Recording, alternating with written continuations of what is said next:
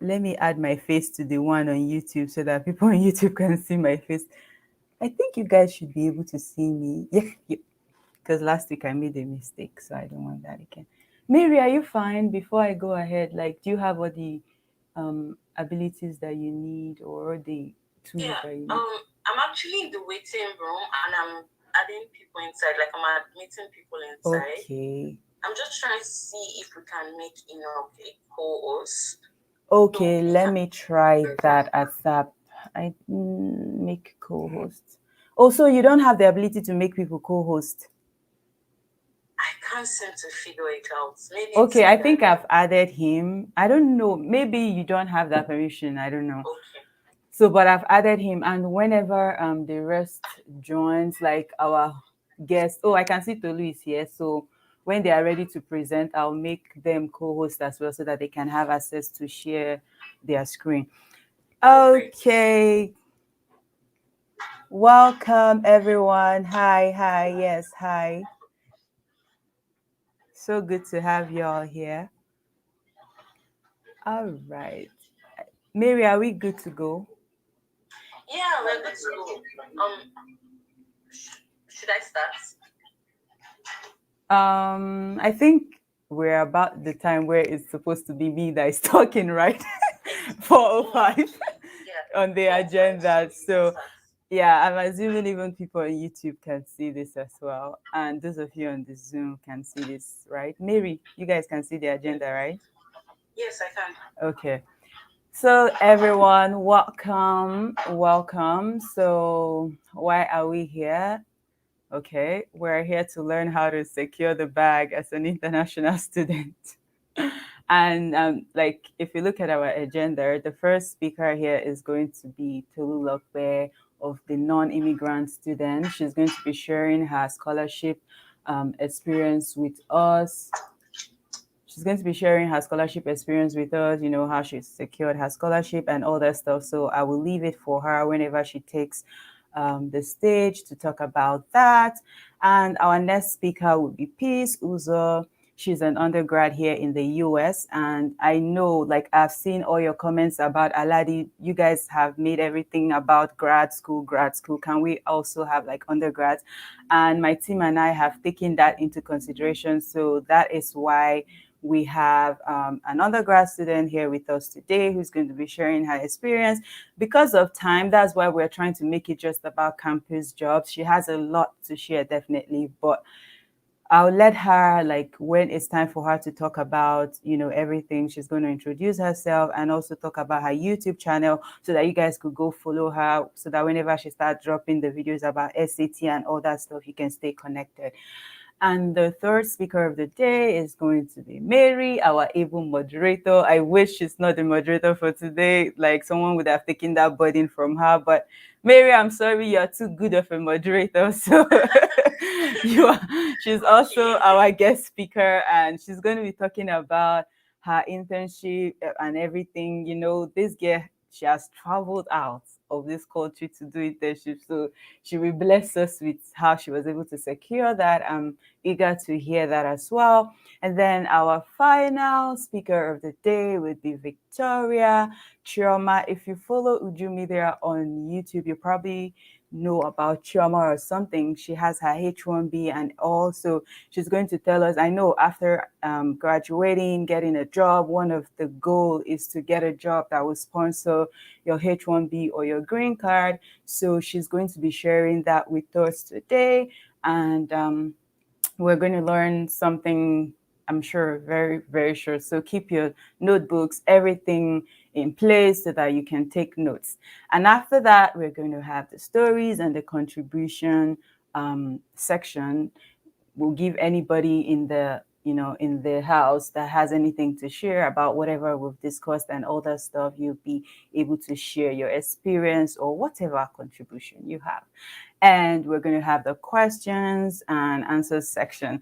I know last week we wanted this whole event to just be 2 hours, but blow my mind. There was so much to talk about, and so we'll adjust accordingly. But this is like what we're hoping to, you know, we're hoping to have it just for 2 hours. But if it extends to 3 hours, glory, like we'll do it. People that are valuable, we do it. So because we want to be able to have you ask your questions and we want to be able to answer them. And the final thing for the day would be the networking and the breakout groups. So if you're on YouTube and you really want to partake in this section, I would, when it's time, please try to join us on Zoom using the ID that is it on the screen right now? No, but I think if you have seen the event flyer, is there somewhere. So try to use that. And we'll be able to group you guys into different groups. You can speak with whoever and, network with your fellow students and hopefully keep in touch. So, once again, welcome everyone. Thank you so much for taking your time to join us. And, people on YouTube, I see your comments. Thank you so much for joining. Okay, someone is asking, is this for undergrads or grads? It's for both grads and undergrads because all this topic here, I think, applies to both. Just that one of the speakers is an undergrad, and yeah, if that answers your question. And yeah, our able host OC on the Zoom, on the YouTube platform is there. So shout out to you.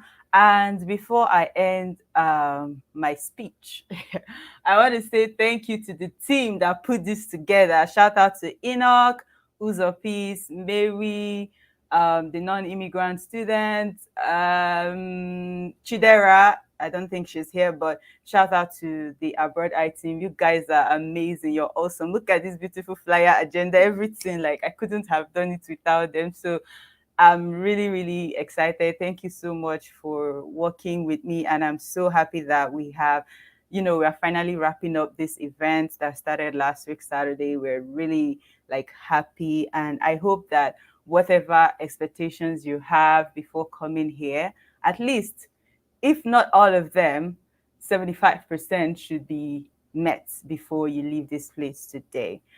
At this junction, I'm going to hand over the mic to our able host, Mary. Hello everybody. Thank you for coming today. So we can get right along to the program of events for today. Is Tolu on this call so she can start and Yeah. just move on? Yeah, she's here. I'm going to stop the screen share so that. Do you want to introduce Tolu? Yes, sure. I'm sure Tolu is very popular. I'm sure some of you, most of you, have heard that name, the non-immigrant student. That's her brand. So by now, you should know about her podcast and everything. Madam Tolu, we're so happy to have you here to come and share. It was so hard to get this girl here. She's too busy. Oh, she's too busy. Lie now, Tolu. Lie. Okay, let me unmute her. Sorry. Let me unmute her so that she can say her truth. Anyway, so Tolu, we are so glad to have you here. Tolu is a student of Cornell University and she's here to share her experience with us. So Tolu, I'm going to give you the ability, I think the ability to share your screen. So I'll make you a co-host temporarily so that you can, do whatever you need to do. Thank you. Someone has a hand raised. Okay, let's see. Siska. Siska, sorry. Okay, I think she doesn't mean to. Mary, our moderator, should we unlock the Zoom chat? Should we?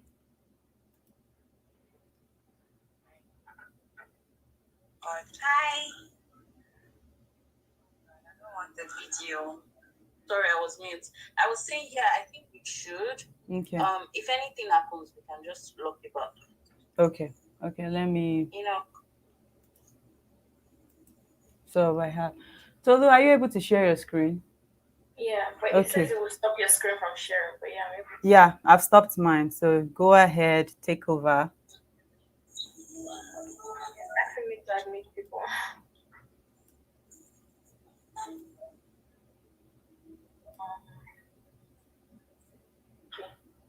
Can you guys see my screen? Yes. And then There's some background noise coming from the side. Um, Mary, I'm can just you? going to mute Seska. Yeah, Yeah. mute her, please. Thanks. Okay. Okay. Good morning, everyone. Thank you all for coming to Aladi's meet and greet. My name is Tolulope. And Aladi, thank you so much for having me. And she lied. I wasn't so busy to get. I'm a big fan of Aladi. So when she offered me the position, I was like, sure, why not? Although I would say my topic is really scanty because my scholarship story wasn't exactly one of grind and grades like everyone. You know how a lot of people persevere to get their scholarship. But however, I'll still share my story of how I was able to secure the bag. We're still hoping to secure the actual bag because I'm still in school. But I'll just be sharing my story on I got a how I got funding for my 3 semesters at Cornell, basically. Okay. Um, so this is me. Um, yeah, I graduated from Cornell University in 2018, and I also studied chemical engineering for my undergrad. Then I went on to do my NYSC in an oil and gas company, exploration and production offshore. I was put in the operation and facilities department, and then someday when I was one of the staff was leaving the company, I asked her and I said, "Oh, what career advice do you have for me?" And she was like, "Get your master's." And me that thought I was going to eat all the oil money, I won't do my master's, and all of that. I eventually decided to start looking into getting my master's. And then I started applying to grad schools in 2019, late 2019 and 2020. Then I got accepted into Cornell. I applied to 6 schools. I got into 2, Cornell and George Washington University. And right now I'm currently pursuing my master's in engineering management. And also the non-immigrant student, like Aladi said, I started using this community, the non-immigrant student, on Instagram. I will put when I'm done my presentation, I'll put the links in the chat. And then I also started a podcast in February of 2021 to share. I just felt like I had a lot of things to say after I came, and then I shared my story. Aladi also was on Aladi's YouTube channel sharing my experience of my visa, as most of you might know. And this is a picture of me on campus in the engineering quad in Cornell University. And yeah, I'm happy to be here visiting. Okay, so to my story on scholarships and fellowships, permit me to also say that today is exactly 1 year since I heard news that I could get my visa to come to the US. So it's something I said I was going to celebrate here today. Yay! Yeah.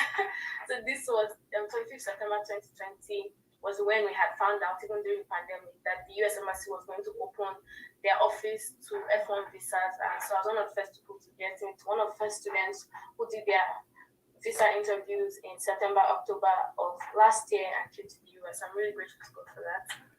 And something I like to say is scholarships actually differ by country, by your type of degree, and by merit. So when I mean by country, coming to the US, most of us come here because we know that scholarships are easily accessible more than in other countries. Well, I think UK gives like 5K off tuition. Even I know someone schooling out in Luxembourg, he has all paid tuition, no free stipend, free. They won't give them accommodation and board, So it differs by country. So some people actually, that's why they say that when you're trying to choose what country you want to go to, a lot of factors come in. If your main goal is to further your studies, then you have to go to the country that is best for you. But if your main goal is just to get a master's, you don't care where, but your priority is that you get full funding, then you have to look into all these other countries like Germany, Norway, countries basically in Scandinavia, Finland, all those countries, you stand a better chance of getting full funding.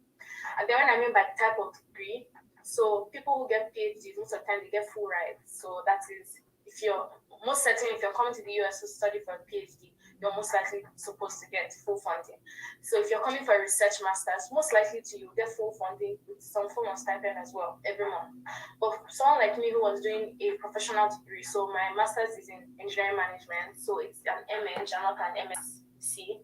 So it was stated blatantly on the website that they do not give funding, right?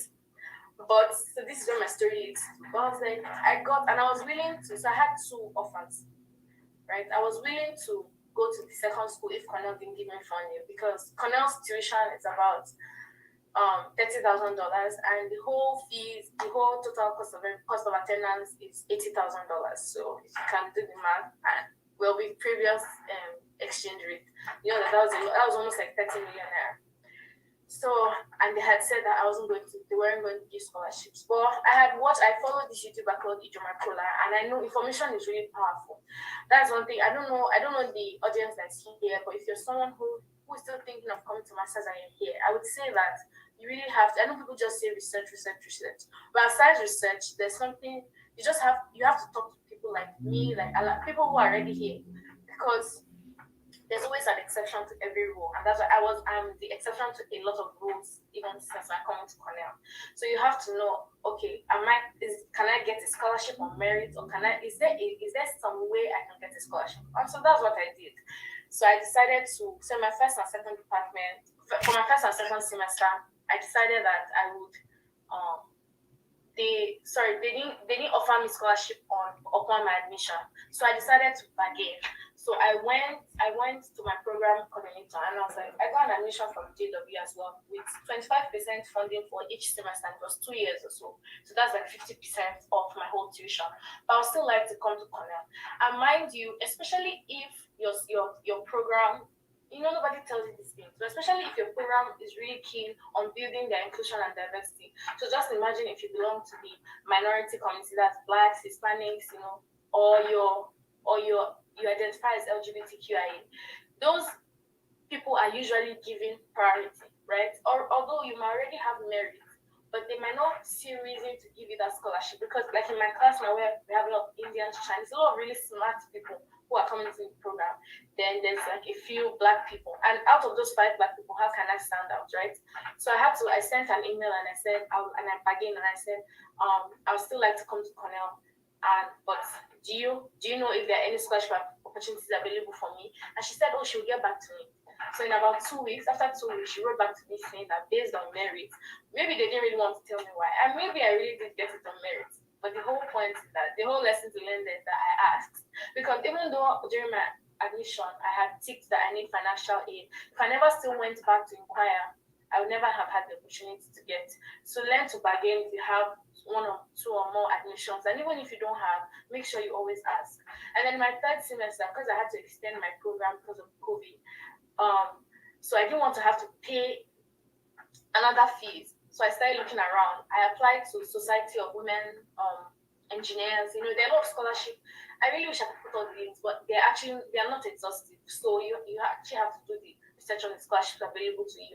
There's the Commonwealth. Even apparently, the Danjuma family gives scholarships to people who are pursuing MBA or law school or something like that. I'm not really sure. So I found out and I asked. I also reached out to the African Development Institute in my school. So I don't know if other schools have that, but I think they do.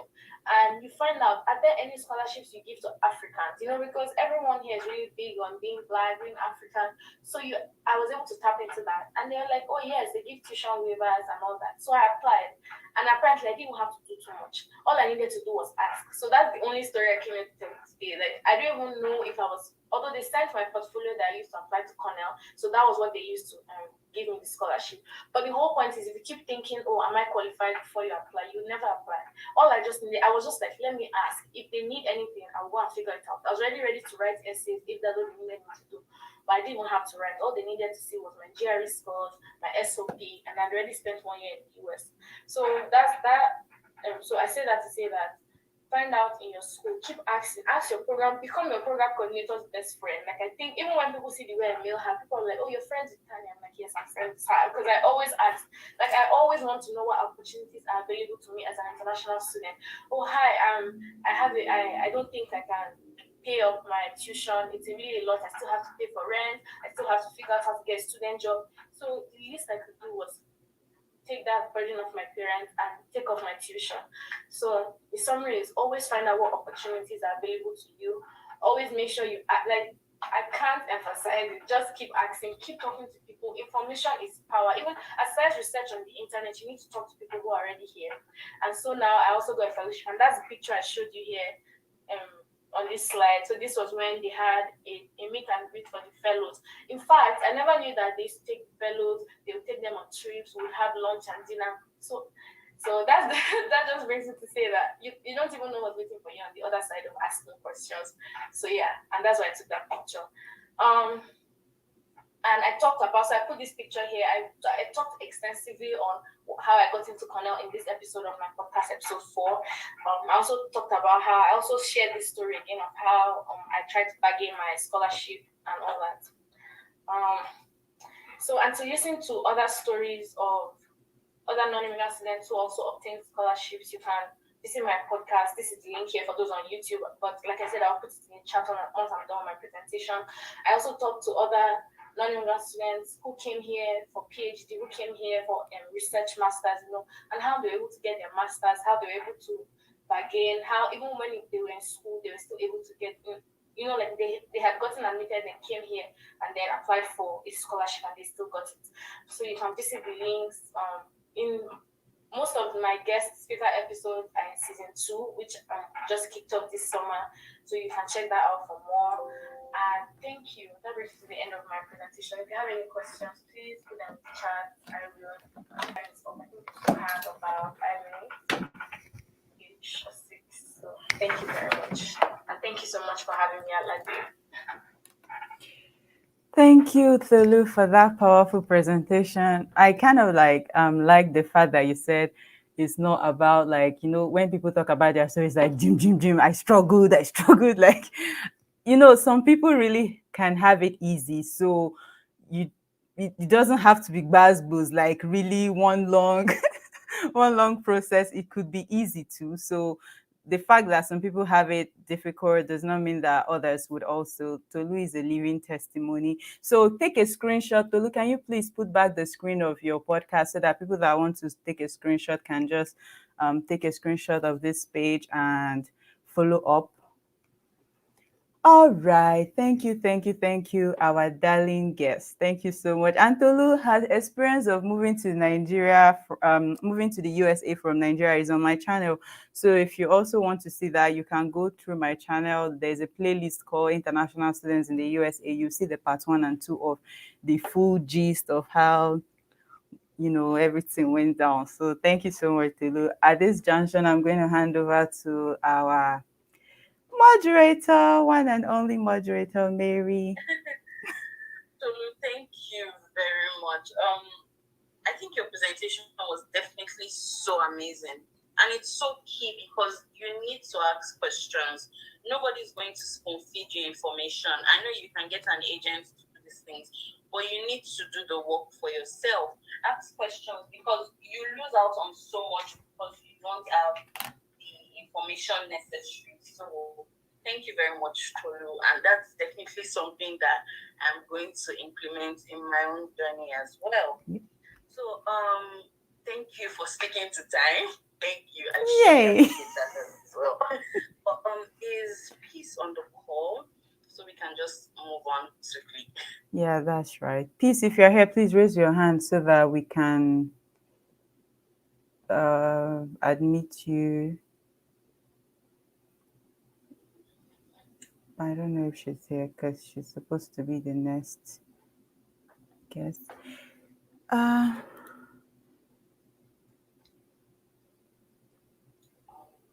Peace. Is she here? Nope. Or is it because it's not yet time for her? Okay, let me copy the podcast link and send it to people on YouTube as well. So yeah, if you're watching from YouTube, I just pasted the podcast for Tolu Lokbe in the chat, so you can copy the link from there as well. Let me message Peace. I don't know because I think it's still like 4 minutes or 3 minutes before our presentation, so I don't know if that's why she's not here. My gosh, I don't want to click something that will start Mary, my phone and everything. Let me just end this one. Okay. So while we wait, so I can actually let me just put on my video. So while we wait, as usual, thank you very much, Kelly, for your amazing presentation. We're just going to give maybe 2 to 3 minutes for Aladi to reach out to Peace to see if Peace is on the call yet. Yeah. does anybody have any contribution? We're not taking questions yet, but if anybody has a contribution to maybe something you've learned from what Tolulope has told us this afternoon, that morning, wherever you are, if anybody has a contribution, please, you're welcome to say something while we wait. Yes.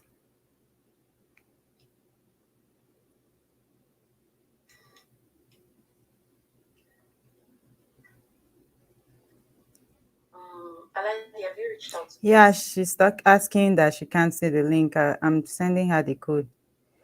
Okay. So I guess she'll be here any moment All from right. now. Thank you, Mary.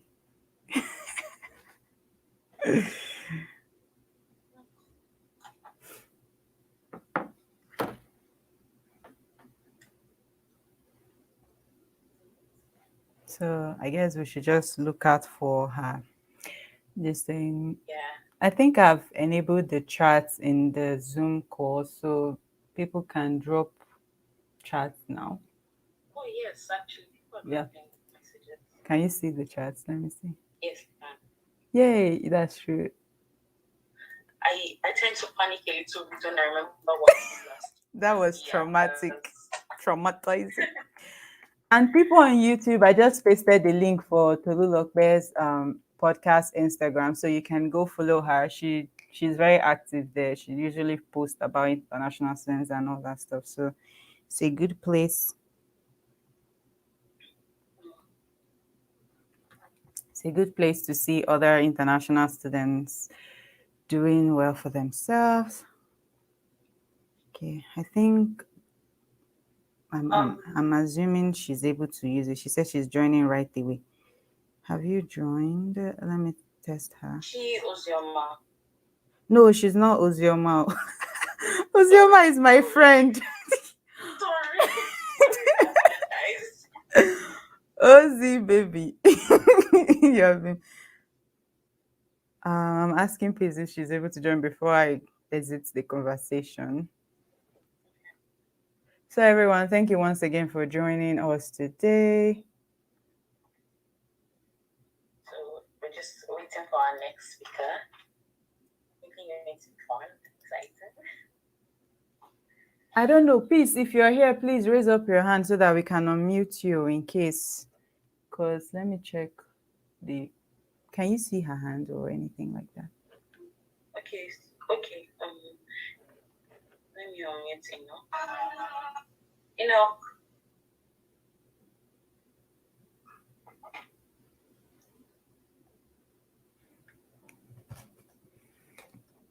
Enoch. Sorry. I went off the call the other time too. I was trying to like get back. That was the reason why I got the train of mine. And I'm in the car, so the best. Yeah, you can unmute him, I think. Or mute him, rather.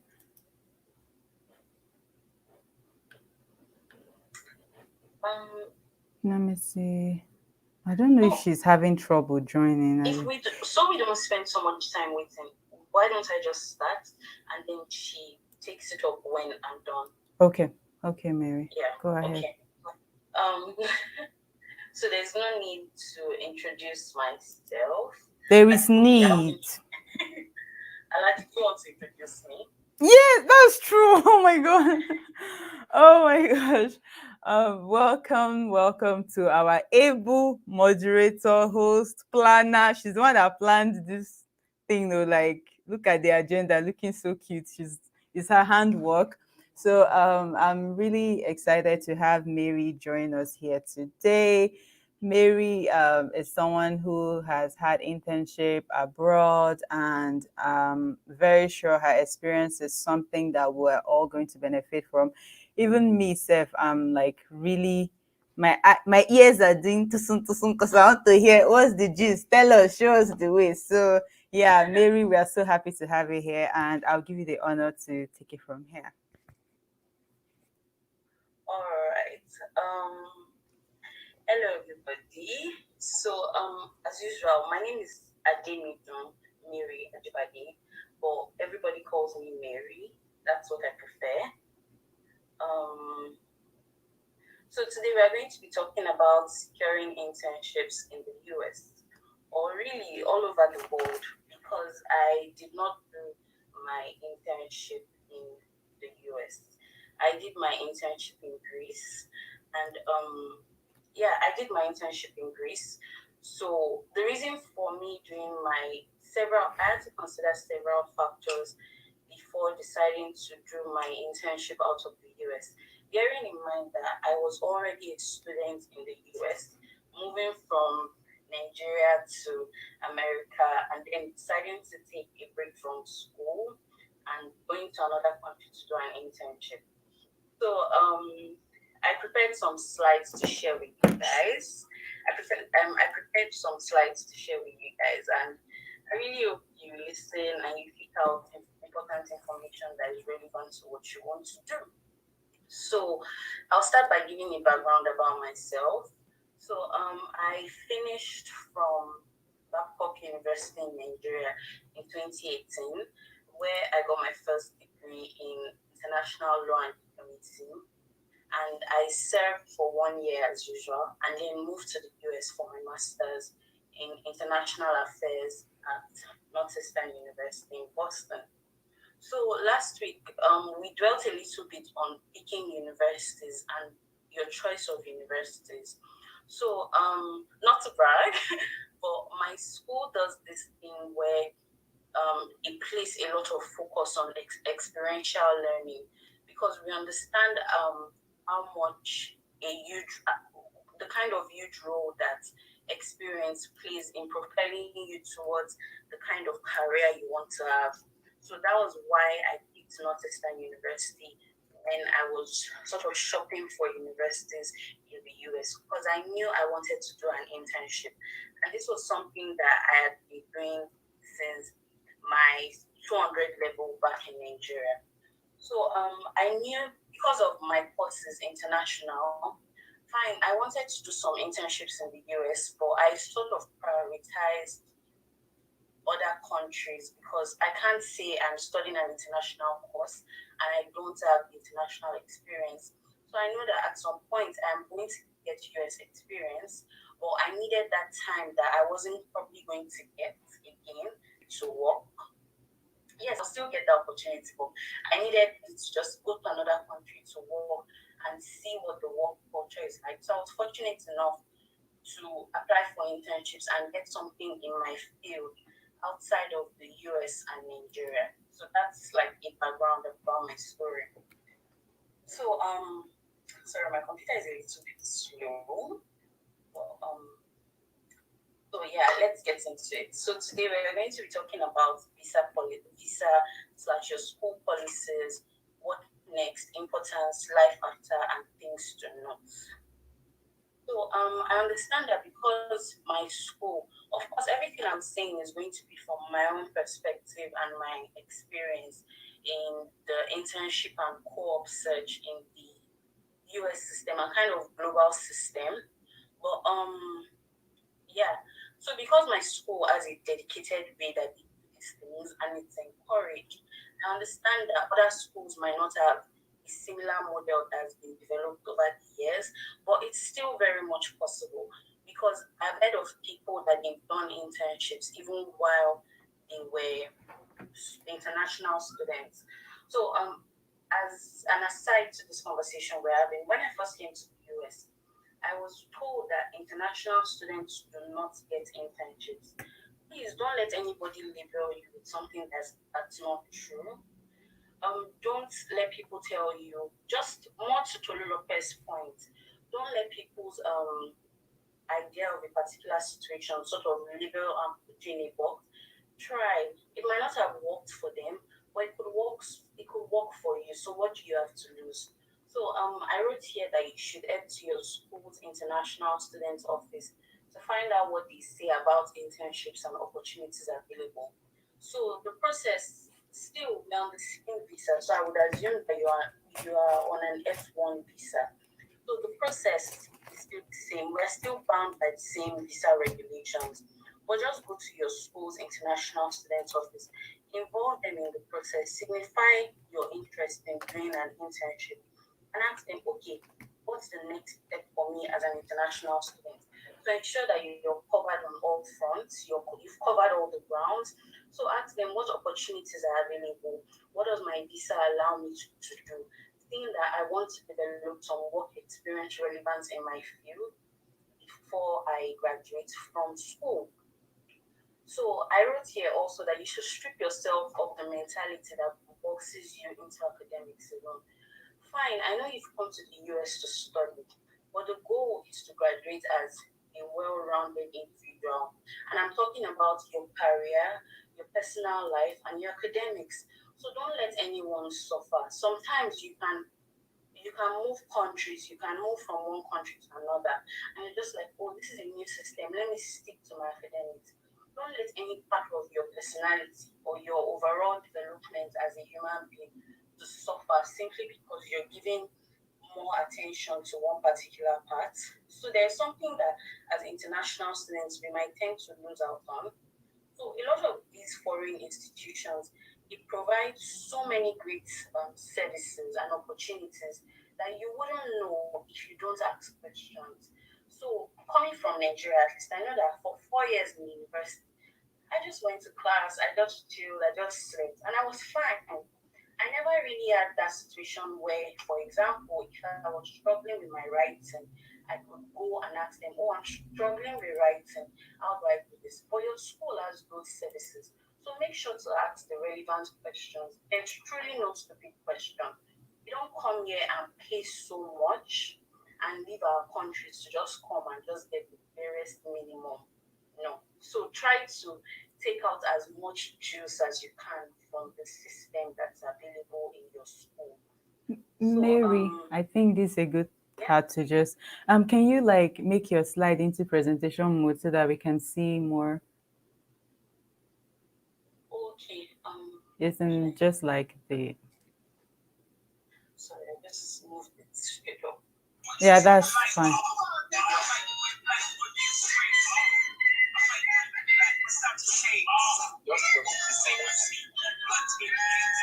do I make this presentation more? I should have done this earlier. Hi Mary. So you can see slideshow on the tab. You see home, insert, draw. Can you see the slideshow? Um, On No, yeah, on that, just go to your right. Or the beside the save save tab. button, that auto save side. Uh-oh. okay, yeah. Yeah, just go to your right. Keep going to your right. You see that thing that is like a glass of wine. Mine, yeah. The glass of wine, keep going. Yeah, that. I think that's it. Oh, okay. Thank you. So you can just take it to where you stopped. So where did I stop?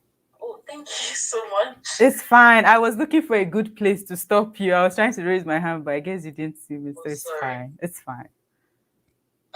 So after you go to your international students office and you find out what your visa says and how much allowance you're giving to work, I know they'll tell you that, oh, you can't work outside school, but then your summer holiday, just make sure that you carry your school along with what you're doing because you're not yet to do any illegal business and you don't want to face issues in future. So make sure you carry your school along. Then what next? After you've gone and you've informed them of the fact that you want to partake in an internship in order to boost your chances or to boost your experience level. So I said, depending on the kind of information you get, fix your resume. So you need to sell yourself. There was this song we were taught when I was in school for my undergrad. I don't know how to sing, so pardon me. But it goes like sell yourself because nobody will sell yourself for you. The way I view myself these days, I view myself as a brand. I'm not an entrepreneur and I do not have an entrepreneurial bone in my body, but I am my own business. If I do not market myself, who is going to market myself for me? Nobody's going to do that. So this is something you need to have in mind. Update your resume, optimize your LinkedIn, have a copy of your cover letter always available at hand. And this doesn't mean that you should distribute the same cover letter um or to different companies, you have to structure it. You have to structure it in particular to the kind of roles you are applying for. Well, anyways, I said depending on the kind of information you get, fix your resume and start to look for opportunities. LinkedIn is an amazing resource, so you should definitely jump on it and look into it. And also, in terms of the opportunities that your school provides, a lot of schools have writing labs or writing workshops. So I know that my school provides this website where you run your resume through it, and it gives you words that you can put in your resume. So I know I had about 10 trials to sort of walk through my resume. So now, the subject of is your internship going to be paid or unpaid? As an international student, I don't think is your internship going to be paid or unpaid. We can debate all we want about the ethics behind unpaid internships, but unfortunately, or no, let me not say unfortunately, sometimes you might not have the chance to debate ethics if you're looking for a long-term goal. So this is the point where you have to ask yourself, what am I willing to sacrifice in order for my future? If you've identified that, oh, an unpaid internship is something, oh well, by all means, go through it. Because the kind of culture we live in these days, we're looking for instant gratification. Sometimes look beyond your short-term benefits and look at your long-term benefits. So that's something you need to identify. What are the short-term benefits of taking on this internship right now? Short-term benefits are great, but long-term benefits are amazing as well because hopefully you're not here for a couple of years. You're here for a long time. So you're still going to be reaping the benefits of the internship you decide to go on. Let's see.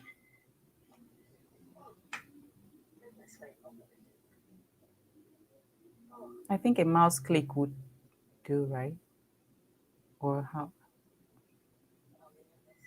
Okay, benefits. So I identified the benefits in three broad angles. There are academic benefits, there are career benefits, and there are personal benefits as well. So academically, since I returned from my internship, I have gotten a better understanding of the way things are done. My writing has improved. My the way I speak has improved as well. So I'm reaping the benefits of my internship now academically as well, because these benefits are being reflected in the quality of the work I do as a student. Career-wise, I've made the experience I have now cannot be compared to the experience that I had before.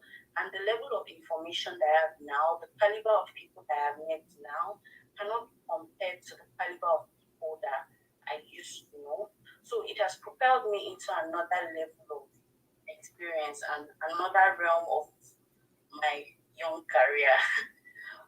Personally, you get to meet people, you get to develop your skills. So it's a win-win situation if you would ask me. So finally, I put some things to note. Prior to this year, I would hear networking, and I would just think, oh, networking doesn't really work. I used to be very sluggish about it, but I think so far I'm a living meet people, and the amazing thing was in that space of meeting people, I met the person that gave me my current job in the US. So I'm still a student and I'm still pursuing my master's. But the job I work at now as a student is the kind of job that for me, my dreams did not capture it. And it's completely relevant to the kind of career that I want to have. So this is as a result of networking. And simply because of the internship that I went on, it has opened a sort of like a ripple effect that I'm still continuing to reap several months after the internship. So this is something you should consider. Meet people, talk to people, share your story, listen to people. Then I wrote about the gift of men. Please do not limit your circle to what's familiar. Meet people because I would assume that one of the reasons you left your country was to experience another kind of culture. So you'll be robbing yourself of great things if you just limit yourself to meeting Nigerians. That's great, that's amazing. why don't you move out of your continent? Why don't you move out of your country and meet other people, enjoy, talk to other people, their experiences? And finally, I put here that in truth, you're two people away from your next step, I think, from your next opportunity. You're two people away from your opportunity. So you will always meet somebody that knows somebody somewhere that can help you. So it's a ripple benefit that you would continue to reap. Um, so I put action plan here. So the action plan is that I don't need answers right now. Not do I want answers, but if you want to tell me later, that would be nice. I think it's like a take home assignment for you. So I want you to reflect on your journey so far. What are your goals and what are you doing to achieve these goals? And there's power in writing and there's power in putting a name to things. So identify your goals for 6 months, for 1 year, for 3 years, 5 years. How do you plan to get there? So yeah, I really hope that you learned something from everything I've been saying. I'm sorry I've probably gone over the time, but I really do hope that you've learned something from everything I've said yet today. And I'm available if you have questions. You can find me on LinkedIn. You can find me on Instagram. So yeah.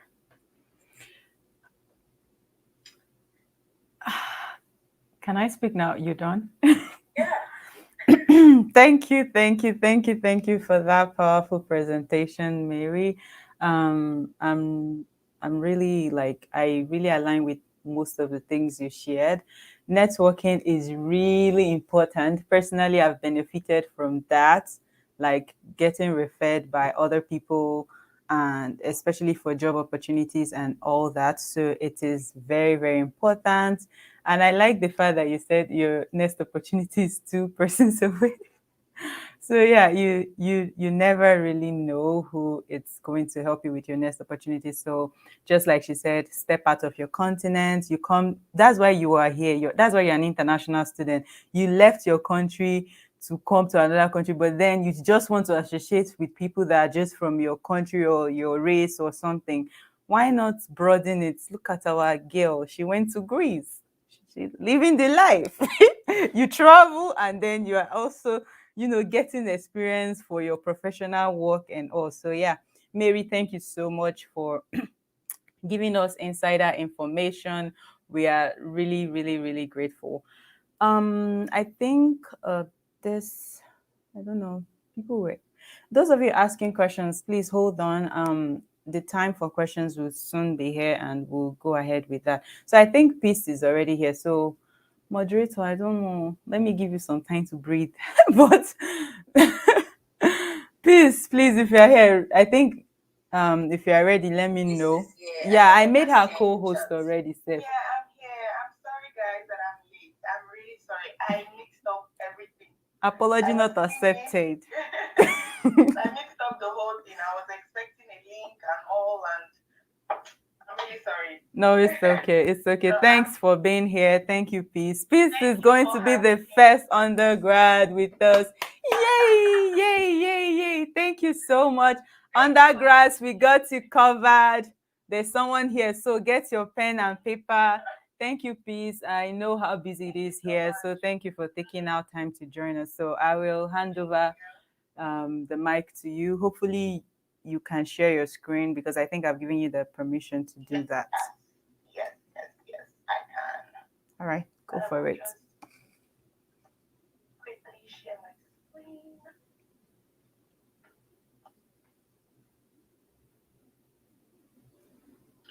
Okay. Hello, everyone. Good morning, good evening, good afternoon. Whatever the time may be, wherever you are, thank you for joining us today. I'm going to be talking on campus jobs today because this is pretty vital. Even though you might be coming on a scholarship or you might be sponsored by someone that is wealthy, and extra cash would not hurt. So when you come to the US, you want to make that extra cash. You want to be able to earn for yourself and work. So how do you go about it? And you came to the US with a student visa. So you're in school, you got a safe flight, you got admitted. Yay! If you're like me, the next thing on my mind is, I want to start working. So how do we go about that? So today, this is basically just our table of contents, what we're going to be discussing quickly in the next 15 minutes. Like I said, some extra cash will not hurt. So the first thing is to locate other international students. What exactly does that entail? We're going to be looking at that. International Admissions Director, your closest pal. Apply for on-campus jobs. Requirements to work as an international student in the US. Getting your SSN. First of all, what is SSN? And then start working. So without further ado, we'll get into the nitty-gritty of today's topic, and I hope that you guys learned something today. So the first one would be how to locate other international students. Now, first of all, you must recognize the fact that other international students have been where you are right now. They have been lost, ignorant, they didn't know their way around, they didn't have friends. Basically, the same spot you are in, they have been there. So the best way to avoid mistakes is to learn from other people's mistakes. So it would be good to locate other international students, get advices from them, especially other international students that are working, which would be most likely every international student. Get advices from them. How did you find your job? How did you apply? And all that. Build relationships with them. And because you are a new international student, you may not know how to locate them. The best thing is to ask your international admissions director or advisor or officer, whatever your school calls them. Ask them, please, I would like to meet fellow international students. If possible, preferably international students from your country, so that you guys can have that bonding ground to start the process of building a relationship. But if you can't find any from your country, basically any international student, and this is because they understand the journey that you are about to begin. Now, I'm not saying you should just limit your relationships to international students, but in terms of looking for on-campus jobs, they understand because there are certain requirements for international students that are not in application for citizens. We would understand that better as we go on. So ask the international admissions director to introduce you to international students. Also, I think he or she should already do that even without you asking, just to help you feel welcomed. The next is to build relationships with these international students that you have been introduced to. Relationships are bedrocks for greatness. Build relationships. Next one, monitor and follow up events on campus. This is also another way to meet people, because if you really want to have a full knowledge of the opportunities on campus in terms of working, relationships would help you, because even things your international admission advisor may not know, your international students will know, because they are the ones experiencing the life on campus. So monitor and follow up events on campus. Usually there's an email that will be sent to you with upcoming events to let you know what's coming up, and you can pick whichever one you're interested in attending and set a date. Bonus, your fellow international students have good on-campus insights. Like I said, there's some secrets in terms of navigating your way on campus that your international admissions director may know, but he's not able to tell you based on official reasons. And there's some things that he may not know. So international students will be your best guide in navigating a lot of things on campus, especially when it comes to getting a job. The next one would be international admissions director, your closest pal. Why? Because for the first couple of weeks that you come to the US, your international admissions director would be your closest pal, because he or she is basically the only person you know for now. They are the ones you've been talking to while you were in your country. They are the ones that, took you through the whole process. Now you're in the school. So they are your closest pal. So always communicate with them. Do not be shy to ask questions. If you don't understand a thing, ask. If you want help, ask. So ask them, how do I locate places that are hiring? How do I work? I want to work. How do I go about it? Where do I apply? Where do I find job vacancies? Because these varies with schools. For my school, there's usually a link that you click and it shows you every available job on campus, and you can just apply from the comfort of your bed. For other schools, it varies. So ask your international admissions advisor so that you gotten the information, the next step would be how to apply for on-campus jobs. How do you go about it? Now you know that this place and that place and other places are hiring. How do you apply? There are a couple of things that come into play in terms of applying. First of all, like I mentioned earlier, relationships. The relationships you create with people, bracket fellow international students, or even the local students, the citizens, would be important in your search for on-campus job vacancies. Remember, you want to have every job vacancy ideas as possible. For me, for instance, when I came to the US, I applied to 12 different jobs in 3 days. Because I did not want to hear that they should them, mama fly. I did not want to hear that because I applied to few schools, I now did not get the job. So I wanted to avoid every story. So it's better to apply to all, and even if you're in the worst case scenario, at least one would hire you. So in just 3 days, I applied to 12 different schools, because every new friend that I made, I would always tell the person, I'm looking for a job, in case you have any recommendations for me. And they'll be like, oh, really? You're looking for a job? Oh, the place where I work, we're hiring. We're looking for an employee. Just like that, I've gotten another job vacancy and I applied immediately. So also job vacancies, apply to, like I just said, apply to every job vacancy you can find. So every job vacancy recommendations that your admissions director would recommend for you, apply to them all. Every job vacancy that your friends would recommend to you, apply to them all, so that you are in the position where you can select. It's better to have all of them say, we want to employ you. And then you can now sit down and select, so which one do I want to work for? And you can now tell the rest, I'm sorry, I already have a job. It's better for you to do the rejecting than for you to get rejected. So the next is, how do I apply? Like I said, usually there's a link to apply for on-campus jobs, but in a distinguished case, in case maybe your school is not the one that has the link, ask your admissions director. Always ask for help once you need help. But usually when a place is hiring, they will usually tell you how to apply if you want to work there. Now, you have found the job, the places that are hiring. You want to apply. First of all, you must know the requirements. There are requirements for international students. International students are only allowed to work 20 hours per week. So you cannot work more than 20 hours. So doing the mathematics, there are 7 days in a week. 20 divided by 7, we have 2.9, approximately 3 hours. So international students can work 3 hours a day for 7 days. Now, this does not mean that you can work only 3 hours a day. First of all, this schedule or these hours are flexible with your schedule, to fit your schedule. So your employer will not fix you to work when you have a class. So they fix your work hours according to your schedule, to fit your preference. So you don't have to worry about that. Also, it's 3 hours if you want to work every day from Monday to Sunday.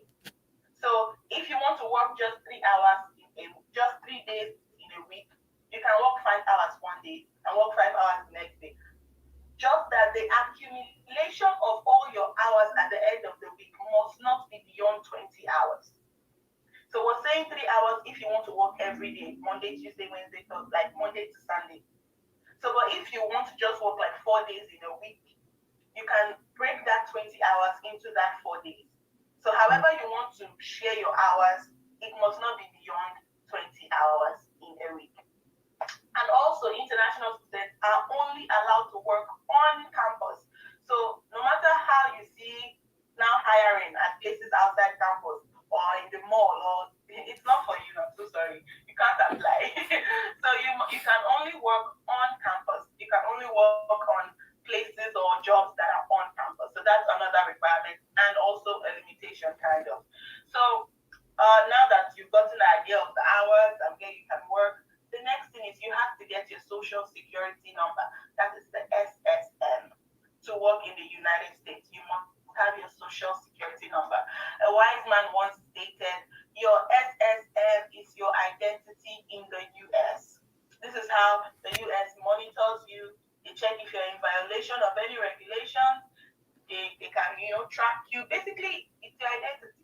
And for you to work in the US to earn money, you must have your social security number. Which brings us to the next point, getting your social security number. How do I get my social security number? For an international student, there are two steps for you to get your social security number. First of all, you must have a job offer. A job offer means a company or an organization or somewhere in your school has told you that, okay, we want to employ you. You have applied. They've given you the job. You've gotten the interview. Because once you apply, they send you an email to schedule a date for an interview. And then you come for an interview. And then they let you know if they want you or not. So you must have gotten a job offer and they give you a letter. So if they say they want you, they give you a letter of employment. So that letter is your job offer. And also, you must have a letter that is signed by you, signed by the person that employed you, and signed by your international admissions director. Now let's backtrack a little back to the job offer. Now, once you get the job offer, send it immediately to your international admissions director, letting him or her know that I have gotten a job. How do I get my SSM? Because they are the ones that would expedite your process in terms of getting the letter for you to sign, for your employer to sign, and for him or her to sign. So let your international admissions director know that you have gotten a job. Send them your letter of employment so they can get the letter for you to take to the Social Security Service. So once you get that letter, all you need to do is to call the Social Security number and book an appointment. So because of COVID these days, you cannot just walk in and get seen. You have to book an appointment beforehand. So you call the number, book an appointment. Then on the day of the appointment, you come with your job offer letter and the letter signed by you, your employer, and your international director. Basically, that letter is just it's kind of like a protocol. It's just the letter is stating that you are eligible to work on campus and that you understand the regulations and all, and you abide by it, and also the amount of money that you will be getting paid while you're working. So that's just basically what that letter for, just to mark protocols. So the last one is you have applied to your social security for your social security card. Now it takes 1 to 2 weeks for you to get your social security number. So once you apply, they'll tell you, okay, in 1 to 2 weeks, we will mail you the social security card. It's a card. So once you receive your social security card, alert your employer that I have received my social security card and your process is complete. You can now start working. So basically, you must understand that it is a back and forth thing. So you must always be ready to communicate. If you notice, a lot of times we mentioned, alert your admissions director, talk to this person, talk to that person. So you must understand that for the first couple of weeks that you're in the US as an international student, you're going to be doing a lot of asking, how do I do this? How do I do that? So alert your employer because they know that you're an international student and they're going to wait for you. At first, when I applied, I was worried. Since the SSN is going to come in 1 to 2 weeks, I hope they don't give another person the job. But they know that you are an international student and they know that there's a process for you to get your SSM. So don't worry, your job is secured. If they have employed you, they have employed you. So once you get your SSN, alert them and then you can start working and making those moolah, those Benjamins. So I hope this was helpful today.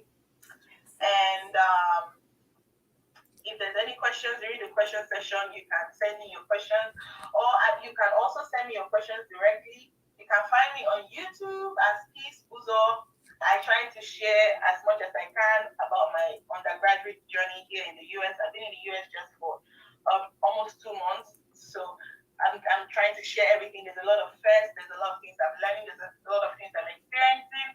So if you have questions, you can hit me up there, and you could also ask questions when it's question and answer time. Yay! So that is it. Thank you. Thank you, Peace. Thank you so much. Thank you. Your presentation was like really, really, really powerful. You covered everything. Like I didn't expect you went into details. Thank you so much. Please, you can help us get the link to your channel so that I can paste it on both the YouTube chat and this chat here so that people can follow you. Aladi, bring undergrad. See undergrad, do you see? So please, did you tell us your course of study? Did you introduce yourself like that? Okay, I'm a BSN candidate. Mhm. If you don't know what BSN is, it is the Bachelor of Science in Nursing. Yeah, and did you mention your uni in case people that are interested that want Okay, to? I'm schooling at Henderson State University. I'm sorry, I didn't even introduce myself. I'm so sorry. I Yes. came late. I was such in a hurry. I came late. So please, my name is Peace Uzo. I'm a BSN candidate. That's I'm doing nursing in Henderson State University in the Yep, US. yep. So thank you so much, Just Peace. my date of birth. No, we are okay. We are okay. Thank you so much. Like this, your presentation is like very, very nice. Thank you so much. I really do appreciate it. Thank you. Thank you so much. At this point, I'm going to hand over the mic to our moderator, one and only Mary. Thank you so much, Peace. That was so detailed. It was so amazing. Yep. Thank you. I tried. Yeah, so things are moving on really fast, and that's always great. So, if Victoria is on this call, please, it's time for her to come and share with us what everybody's waiting for post graduation, how to get a job. So, thank you. Yes, so please, if you are here, raise up your hand so that I can make you co-host because we are just trying to be very careful this time. So I don't know if she's here. Because I know she can't unmute herself, definitely. So I don't know if she's here. Let me look at the name. Chioma, if you're here, just let us know. And while we wait to get a confirmation if she's here or not, Mary, can you keep us busy? Let me do some background work. That's fine. That's fine. I'm so glad today's meeting is going really well. All our speakers so far, they've been amazing, and we're learning so much. I think the fact that so far we've had three speakers and we've all spoken on the need to ask questions and the importance of people in this journey. I think that's something that everybody needs to take note of, because if you've read it three times, repeated three times, the importance of people in this abroad journey, I think that if you forget everything today, of which you shouldn't, but if you forget everything, please don't forget the importance of people in this journey.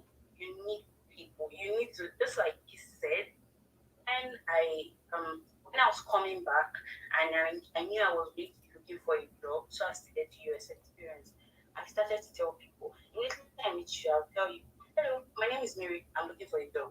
This is what I do. And another thing, while Peace was talking, something that I remembered was the fact that truly not all vacancies are advertised, and some vacancies are advertised for the sake of advertisement. Already been filled, but just because there is a legal requirement to advertise these vacancies, that's why Victoria, there's sort of like a legal requirement to advertise these vacancies. So please Oh, stop she's people. here. We need people on this journey. I think I've asked that to unmute. Okay, I'm trying to make her a co-host so that she can have the ability to share when it's Hi, time. Victoria. Hi, Aladi. Hi, welcome. Oh my God, I'm super happy to have you. She's coming to tell us how to.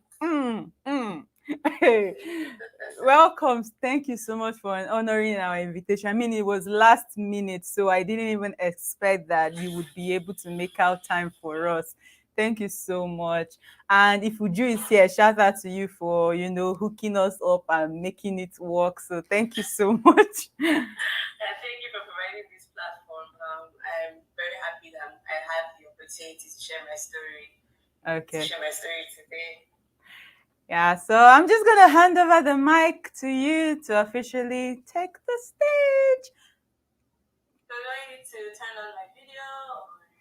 Please, if you can, we want to see the face. So, but if it's not okay, we'll still accept. But if you can, thank you. You wanted to hide this beauty from us. Eh?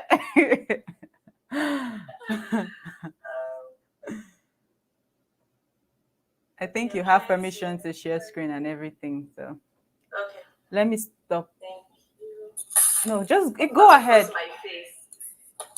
Should I just like You look good. So professional. please, I heard your presentation. Thank you so much for that presentation. It's actually very extensive. Thank you. I try.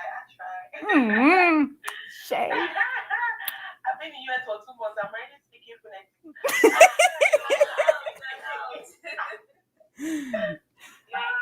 You're allowed. Thank you. Alright, I'll just go ahead and share my Yeah. screen.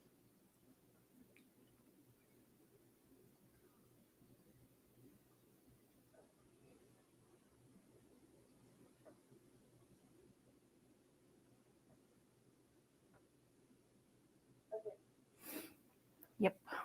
So guys, can you hear me okay? Yep. I can hear. I'll be sharing my journey to an H-1B status today. Thank you all so much for joining us. We're really glad to have you here. Without you guys, today would not be possible. So thank you for tuning in and joining the conversation. I'll start out by introducing myself. My name is Victoria Chioma Ekomatu. I go by Victoria in most professional places, but feel free to call me Chioma as well. I'm a data analytics consultant. Currently, I just joined KPMG as a senior associate in the strategy practice, working with the firm on working capital needs of clients. I'm also a career coach, and I provide career and mentoring on platforms like Fishbowl, LinkedIn, and I also provide personal and group mentoring. I have my degree in economics and finance, so I'm a financial advisor, currently taking exams to have my lessons in life insurance. I provide investment advice as well and personal budgeting.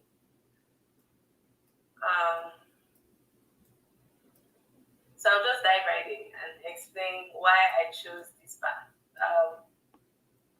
To explain that, I would like to point out that I didn't start out having my life all figured out. After I was done with my undergraduate degree in economics, I actually wanted to go into education. I had a passion for early childhood education. But after school, I did my NYSC, worked for about a year at a non-profit, and then decided to get started on that. But then I realized how capital intensive starting a school is, and figured that I needed to work for a bit, build that capital, and then eventually do that in the long term, maybe. So no, I did not start out having everything figured out. I didn't have a grand plan to come for my master's and work here. No, I actually planned to come here, get my master's done, and go back home to Nigeria. I know a lot of you might think you must be crazy, but yeah, that was my plan from the start. I didn't have a complete plan to come here and study and stay. So for those of you who get bogged down by having a long-term plan before you can start, know that you don't necessarily have to have all the answers before starting. Did I come from wealth? Is that the reason why I'm able to be here today? No, not necessarily. I came from a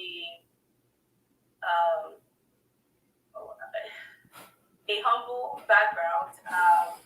I didn't have all the funds that I needed to come to school. I actually got a 15% scholarship based on my undergraduate degree. I got 50%. My school did not offer scholarships, and I started my application late, and that was on me. So yeah, I didn't come here with all my funds and scholarship and all of that, but I knew that I was going to figure it out, and I had heard about graduate assistantship programs.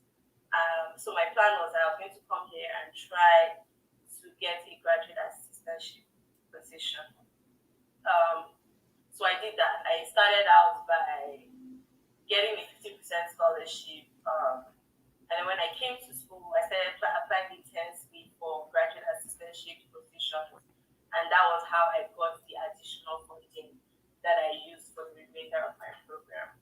I did not have family and friends in America prior to my arrival. I was actually the only one, and I went as far away from people as possible. Not intentionally, just that my school was located in the Midwest. So I went to St. Louis, Missouri, Webster University in St. Louis, Missouri. So I did not know anybody. That's another thing that I want people to know about and to um, be aware of, so that doesn't tie you down from making decisions. Like they need to have somebody in the US or have somebody wherever it is that you're trying to go to school. It is not a prerequisite for traveling to study abroad. I did not have any family members here prior to my arrival. And did I study at an Ivy League school? No, I did not. I would have loved to, but I did not. Given the timing of my application, I think I would have been applying for late admission at most schools, and their school fees was a lot. And they made it clear from the beginning. I actually applied to two and got admitted into schools, but they made it clear from the beginning that they were not offering scholarships and that I'll have to fund my education. So I went for a school that offered me the opportunity while offering a great program as well. Yeah. So I'd like to talk about what I did right and what just worked in my favor. Because I believe that like 80% of what I do in life or things that have formed who I am is God and my faith in God and just His blessings. And it's only 20% of what I actually do that has caused my success. Some people may disagree, but not really disagree, but yeah, it's my life. I know my experience. So the number one thing that has brought me to where I am right now in life is God and His faithfulness. I remember when I came to school for the first time, I didn't have accommodation sorted out, right? Because I kind of came to school in a hurry. I applied the same year and started school August of that year. So I came to school, I didn't have accommodation figured out. I remember when I got to campus for the first time, I was told that accommodation wasn't provided for graduate students. It sounded like craziness. And I'm like, well, what am I supposed to do? Am I supposed to, am I supposed to live on the street? But by God's grace, that whole situation worked out for me. I actually tried to apply for an apartment that was very close to school. But when I tried to complete that application, I was told about a lot of things. I was running helter skelter. They told me that I had to go have like a social security number. I think I had to have a social security number. I had to have a bank account. I had to have a credit history. Those were things that were completely foreign to me. I did not have I had a social security number at the time because I got a research assistant position. That was actually my first job. I got a grad assistant position. So I turned that in, used that for the application. I did not have a credit history. That's not something that you can just get, right? So that became a big deal, and they held on tightly to that. I ended up having to stay at a course-mate's apartment for a while, where I was just like terrified, not because she's a great person, but I was terrified because at that moment, I felt like I was experiencing a mini mental breakdown because I felt like I didn't plan this. Like, oh my God, how am I in this situation? But over time, I've learned that it's something that happens. So I prayed about it and I got through that. And there are a lot of other things that were new to me and I experienced, and I prayed my way through them. Also with like hard work and planning, like trying to figure things out, asking people questions, and all of that. Another thing that helped me get to this point is family and friends. I have very awesome friends and family.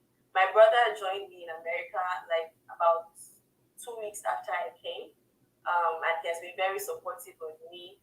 I also have my parents and the rest of my siblings in Nigeria. They were very supportive throughout the entire process up until now.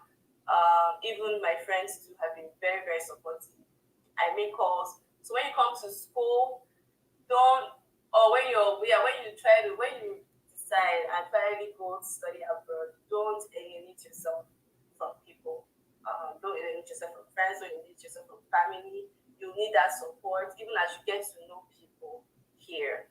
Um, you will need your friends and your family. So that was another thing that was very instrumental to my success, to my mental and emotional well-being. Um, Another thing that actually worked for me was getting adequate and timely information. Every single thing that I needed to know to get the process done, I asked about. I asked questions. I did my research. I think I heard Peace mentioning that you should not be afraid to ask questions. Don't worry about sounding silly. Don't worry about sounding. Oh yes. Yeah, don't worry because it's something that happens to all of us. Like, oh my Yeah. God, if I ask this question, it might seem stupid or it might seem like I don't know what I'm doing. It's actually absolutely fine, and people are actually more willing to help than you know. So ask questions, seek help for anything that you want to know about, anything that you're uncertain about. Ask questions and do your research. Planning ahead is another thing that worked for me. So even though I came to school in a hurry, last minute. I sent my application last minute. The moment I got to school, nobody taught me that I had to take my hands right. I had to prioritize planning after that. So every single step of the way, I started planning. I started planning my internship from my first semester in school. Yeah, I started asking people questions. I started networking, making those connections. I remember that I wanted to intern at an investment bank. So it was like either in an investment bank or a development bank. That was my plan. And I started making those connections, asking questions. Luckily, I worked for the School of Business, so I worked side by side with the dean of my school. So I asked questions. I tried to engage in every event that was happening. Coffee chats, career events. I was at all of those. So with all of that, I did with a plan in mind. Like I wanted to get an internship, and I was going to. I did not plan to stay back after school, so that wasn't a priority for me. And that wasn't in my plans. My plan was to get a very good internship, and also to complete my master's education with very good grades, and also position myself for what was coming next, like my career. So I did all of that. Planning ahead was very, very instrumental to me. And I thank God, by my second semester, I got an internship at African Development Bank. And because I planned, I had enough time to buy a ticket. It was actually supposed to be in Ivory Coast. So I had enough time to buy a ticket to go to Nigeria, and then from Nigeria, plan to go to Ivory Coast. The other thing again that this is more of a principle for me though is to learn, always learn, unlearn, and relearn. Be prepared to learn, unlearn, and relearn. And this just means that you should be very teachable and very open-minded about things you know, because it helps your success if you come here and you're not holding on tightly to besides your values, you're not holding on tightly to like thoughts about systems, how systems work, right? Because you're going to an entirely different system. Things are new here, like you're meeting people with different culture, right? So you have to be prepared to unlearn some of the things that you previously thought were facts, right? And be open to learning about people, new ways of doing things, and new mindsets, even new ways of learning in school. You have to be open to all of that. I remember my first class as an MBA student. I got into class, and my mindset has always been right from undergrad. For those who school with me, right from undergrad, like I'll be in class, I'll be quiet, like just doing my thing, taking notes,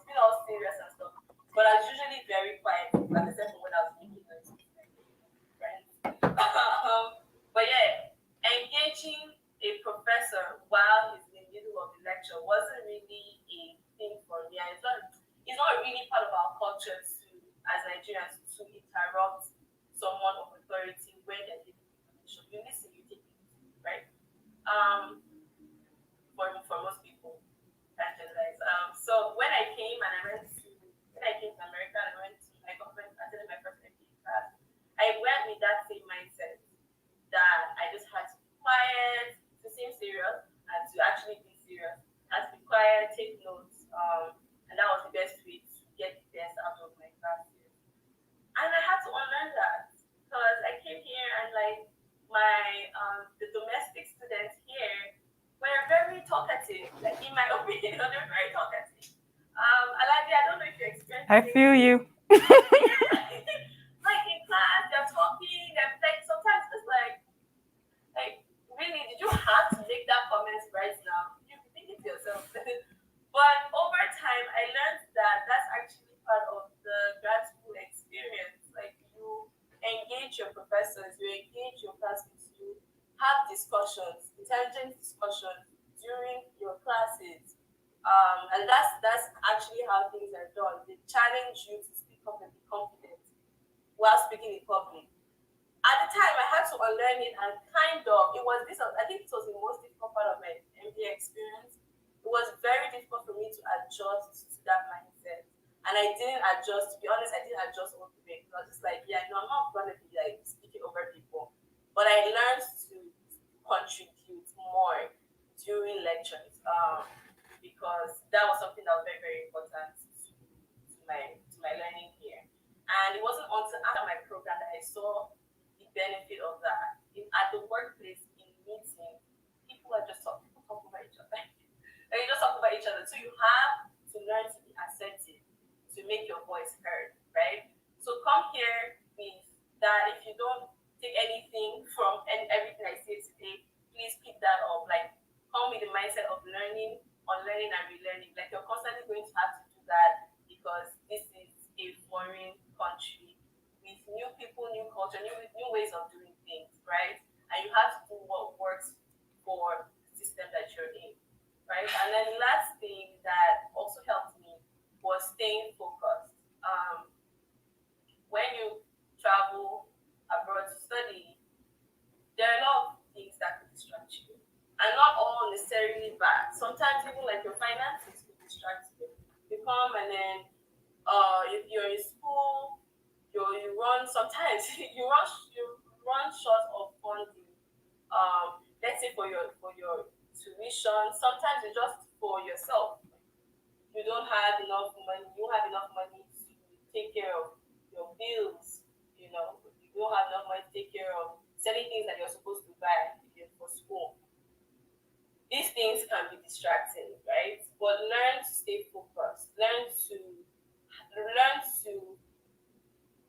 plan everything that you're doing, right? Like even if you have to take on an extra job in school or something, make sure that everything aligns with the plan that you had when you go there. And even when you make adjustments to your plan, try not to make adjustments in the spur of the moment or because you're being pressured by the environment. So what I'm saying is that you should learn to stay focused. When you get here, be as focused as possible on your goals. Try to have it written down somewhere. The reason why you came here, the things you're trying to achieve, because it is very easy to get distracted. So these are the things that I believe worked for me when I came here. Just so that I can give you a clear expectation of a clear view of what happened to me with my expectations versus what I actually faced here. We're going to play a little game here. Aladi, I need your help. I don't know how this is going to work. So we're going to go through each of the boxes on the screen, and you're going to tell me whether they ended as expectations or if they are the reality of an international student in America. How did they So I'll do it? mention one box, you give me your response. And I don't know if the audience can speak or if they can only type. Mary and Tulu, please help me out. How did they do that thing that people can actually like write on the screen or something? I've never. I don't know. Wait, hold on, let me check. Okay. Advanced sharing option. I think it's only the speaker that can write on the screen, no? I know they used to do it on Cisco WebEx, but I don't know of Zoom, like how they usually do it. Has That's anyone? fine. Can they send in their response? Or maybe we can use the reaction. We have like Okay. how many reaction we have? We Yeah, have the like reaction is clap. better. We have clap. We can create polls. Yeah, Ozima thing. But that might take. Yeah, don't know- so I I don't know think where we it can comes from. assign the emojis or smileys to each one. Somebody Yes, is that writing. Who is writing on the screen? We can use a thumbs up for a yes and thumbs up for a no. So Please, Okay. people, who knows it? Like, which one are we going with? Because me, I don't know how to do that one. The reactions, I think. Okay. Thumbs up. So clap. Okay, so Choma, how do you plan to do? Is it that you ask one, then you want answer at that point, or how? Yeah, so like I'll mention the first one, and then if you think the reality of an international student, you give a thumbs up. If you think it's just an expectation, thumbs down. Okay, so exactly. is everyone able to find the thumbs up and thumbs down? They should check their. I don't know. See, okay, I can see someone is The able to do. reactions. And another thing, once you use your reaction, you have to on react. I don't know how to say it so that it will not stay there permanently. Yeah, I just saw that. If not, you remain. Oh, I wanted to draw your attention to it, but I was like, I don't want to cut you short. And people on YouTube, you can participate by typing Y or N.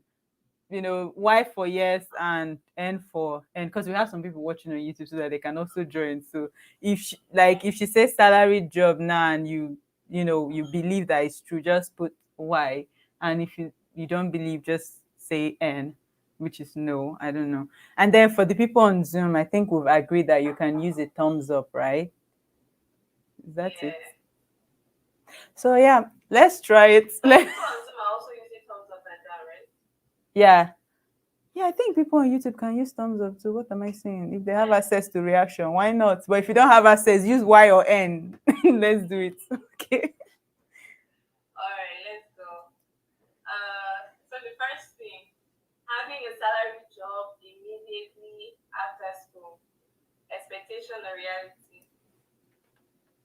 Oh, someone is asking what's the emoji for? It depends. Does it mean yes or no? Thumbs up for reality, thumbs down for expectation. Okay, thumbs up for reality. Where are my own emojis? Reality up, expectation down. Yes. All right, let's go. Having a salary job immediately after school. Why did I think it was going to be appearing on the screen? I can't see. Oh Hi, man. Victoria. So you can put the view in gallery view, and you can see how many people are putting. You can see all our reactions. Okay. Let me change my own So view can you see too. view on your top right? And click on gallery view, and then you can see. No, I don't actually see view. Or maybe you have to stop sharing. Oh, let me do view. Oh, if I do view, me I can see. Oh, but Joma, so Yeah, sad I that think you. it's because you're sharing your screen. Or maybe you can minimize. Yeah, maybe she can minimize.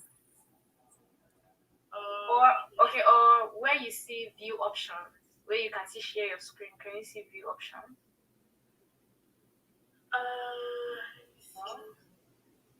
No, I don't. I don't know if.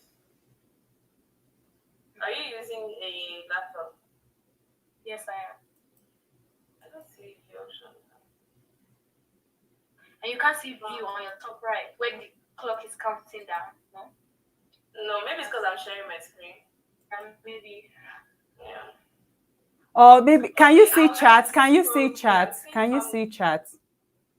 Yeah, no, I can see thumbnails of everyone's video, so I'll just scroll through.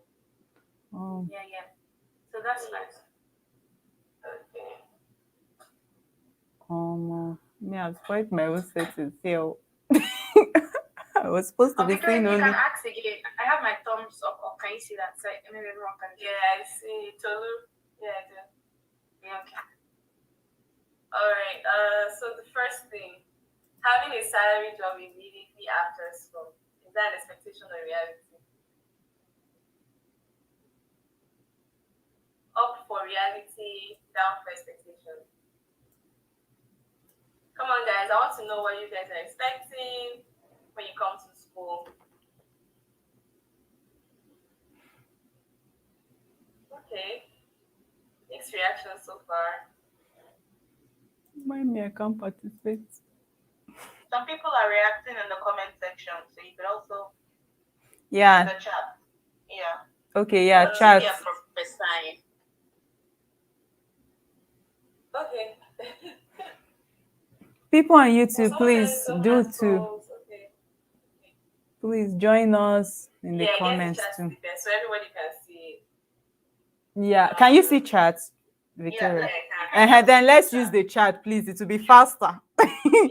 And people on YouTube, please use your own chat too and participate. If you think something is yes, please use the thumbs up. I mean, if you think no, if you don't agree, Oh, thumbs down. someone said what's the emoji for it depends. Oh, just got that. Okay. I don't know. Laughing emoji, I guess.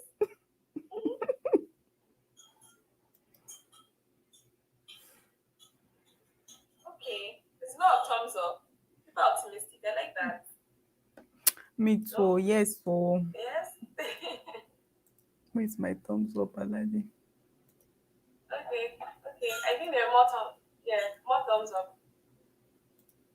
More thumbs up. All right, guys.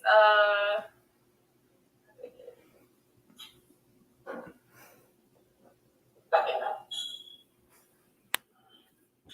Yes. So for salary job, it is actually a reality. You can get a salary job immediately after school.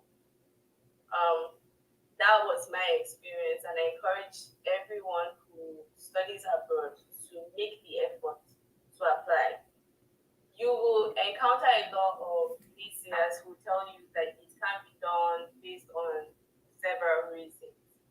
But try. There's no way that you can actually find out what you can get, what can come to you in life if you don't actually try and put yourself out there. So salary job immediately after school can be a reality for you.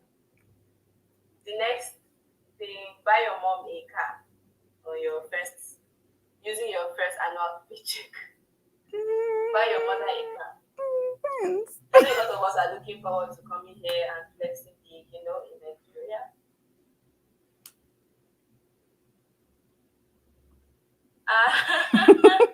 Somebody has two hands up.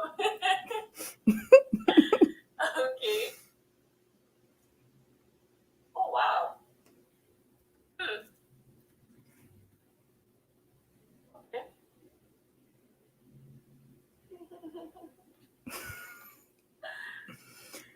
Remember, it's annual paycheck. Oh, His annual paycheck. It's not your first paycheck, right? Annual is like one whole year. First year, Mhm. first year after school. Crazy fit. Wow. So I got thumbs down for salaried employment immediately after school, but thumbs up to buy your mother a car. Yes, so Okay.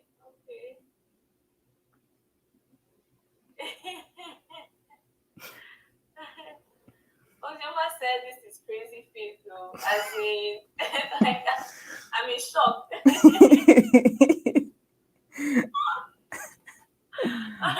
well, car is relative, Sha. We have cheap cars. That was the next question.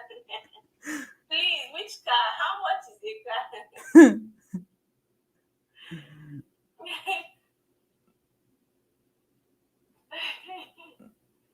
Okay, Aladi was the first to give us a thumbs up.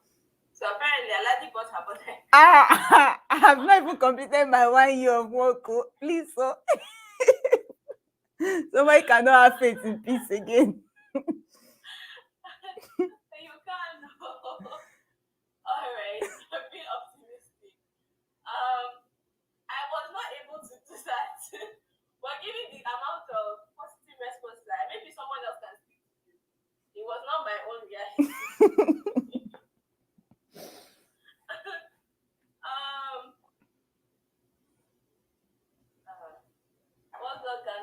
does not exist. Twitter, Yes. thank you.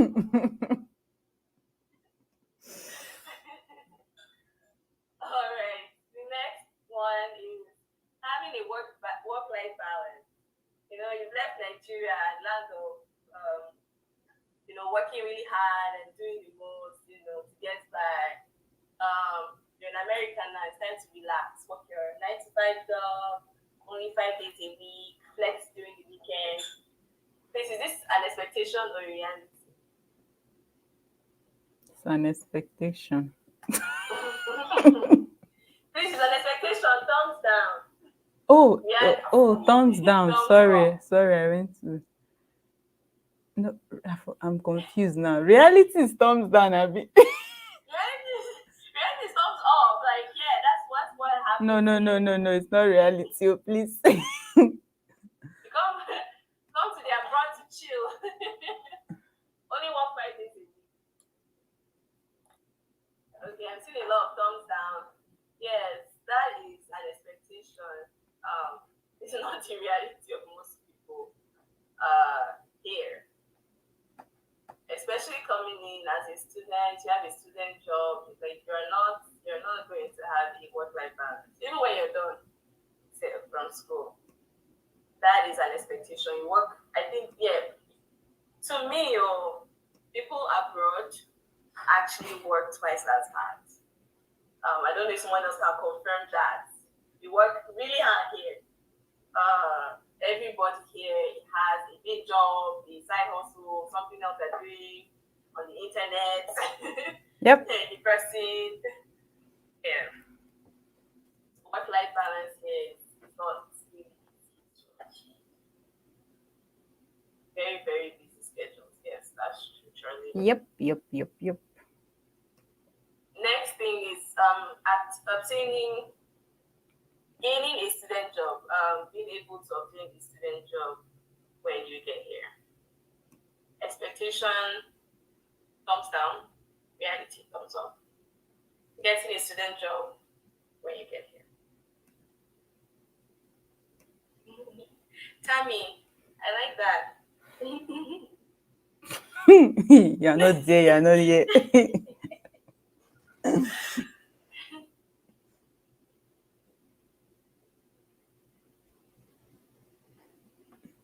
But what does that mean, though?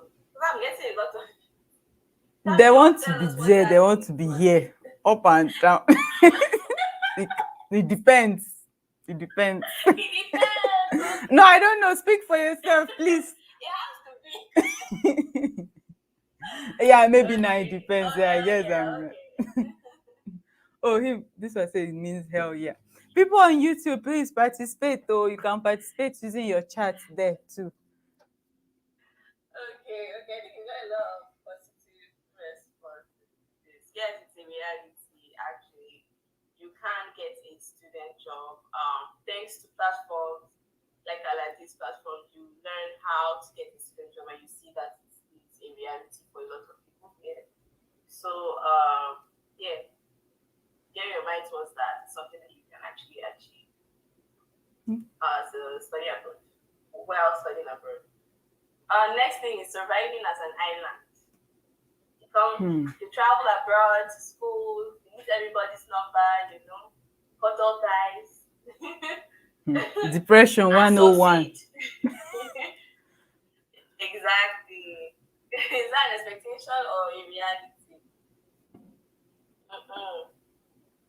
Yeah. Definitely not a reality. No. Yeah. You need people to survive here. You need people to succeed. You need friends, you need families, you need a very strong network. Sure. That you continuously build every day. Yeah. Thanks, guys. Thanks for sending me your responses. Yes, that is actually not a reality at all. Obtaining a work visa or a green card after you're done with schooling. Obtaining a work visa, actually say maybe, and a green card after you're done with schooling. Expectation or reality? Expectation, no.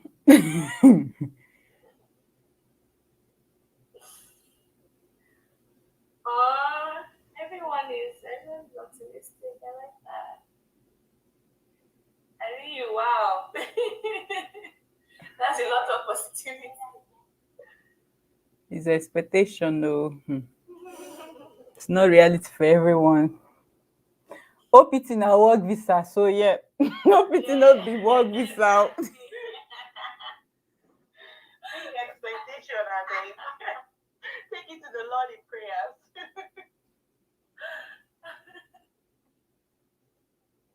Alright, so guys, yeah, so a work visa, green card could happen.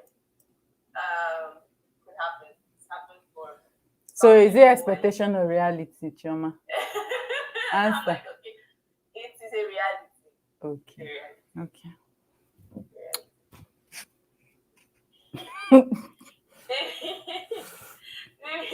His expectation is to be a reality in Jesus' name. Amen.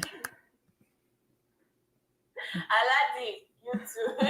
To be a reality in Jesus' name. Amen. We don't start crusade. What's your mistake?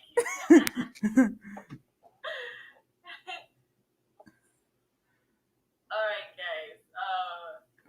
So yes, I wanted to use this slide to kind of like introduce and give a little talk about my H-1B experience. Okay, so I'll try to give a very brief summary of how I got to this point. Right? I can't see myself anymore. Lovely. How do I get back to that? Tolu, please, I still here. Help us. Now you sabi all these things. Yes. Do you mean the gallery? Yeah, I see it now. Yeah. Okay. Thank you. Okay. So a brief summary of my experience is that I started school here on an F1 visa, right? That is your student visa. So I came here. And I don't know how far back you want me to go. Talking about my experience. Mary, can you answer for us? Mary, can you answer for us? Now, Mary, she didn't sabi all this kind of thing. Maybe just a brief summary, like most important points, not too far back, but maybe after graduation, what happened after you graduated, or a few months before you graduated? Okay. Okay. So during my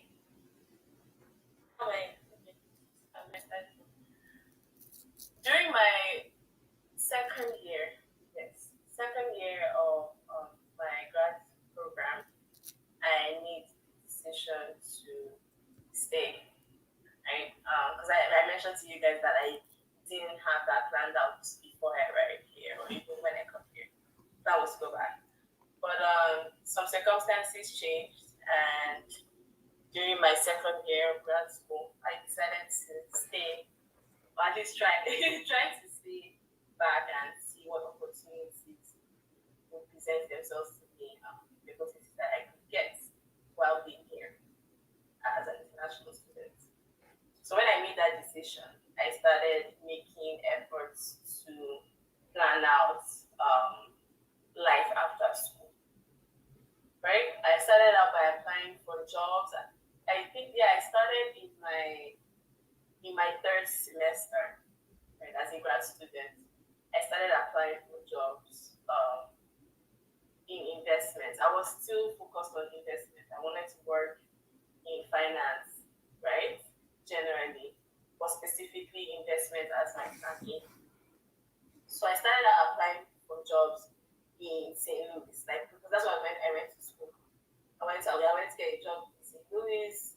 I started speaking to people, starting from my school of business, right?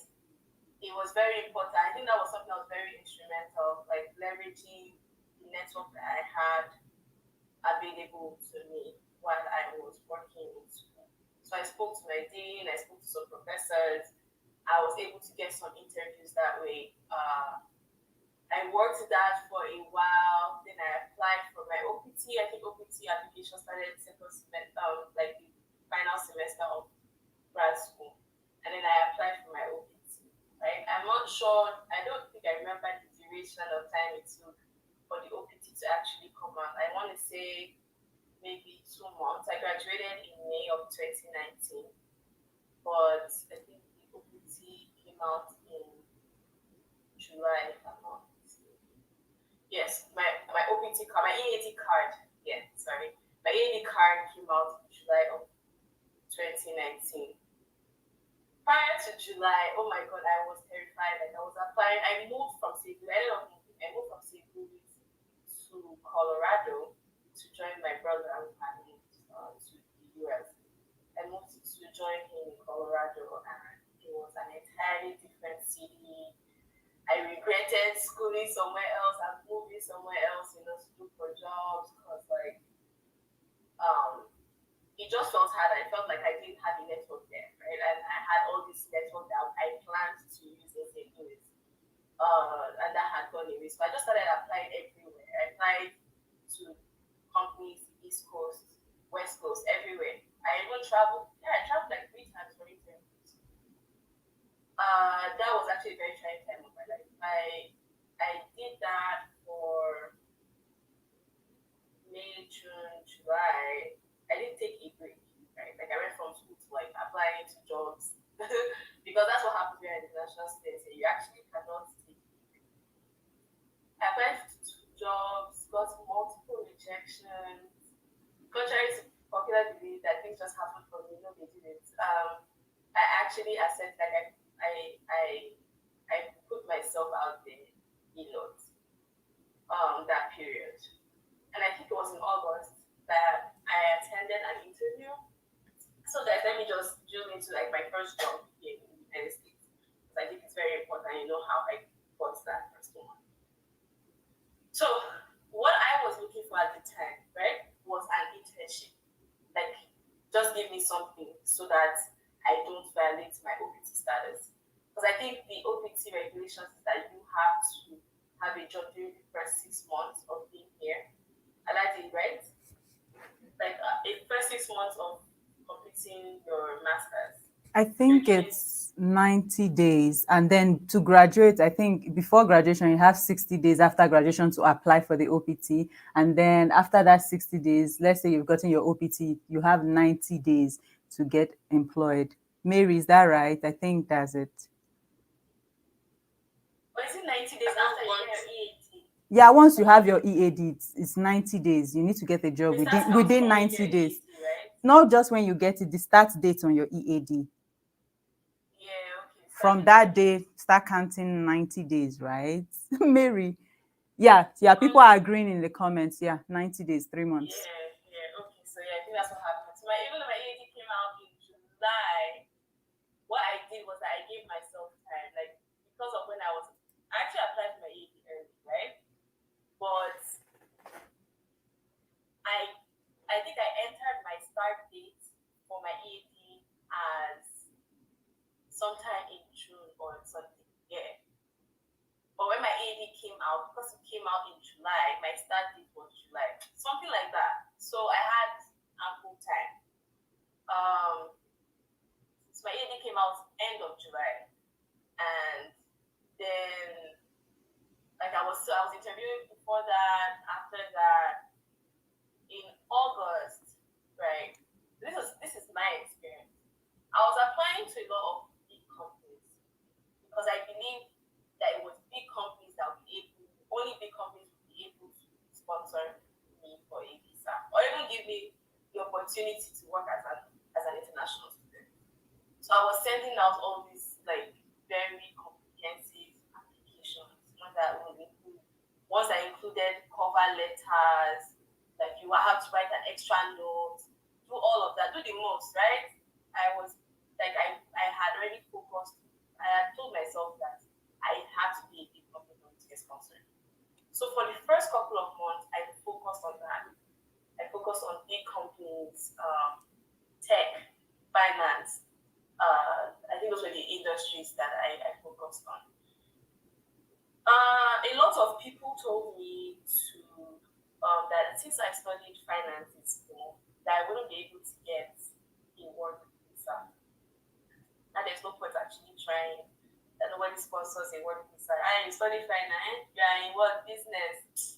Please go and get an IT certification. Go and get an IT certification. Only people in IT STEM can get sponsored for a work visa.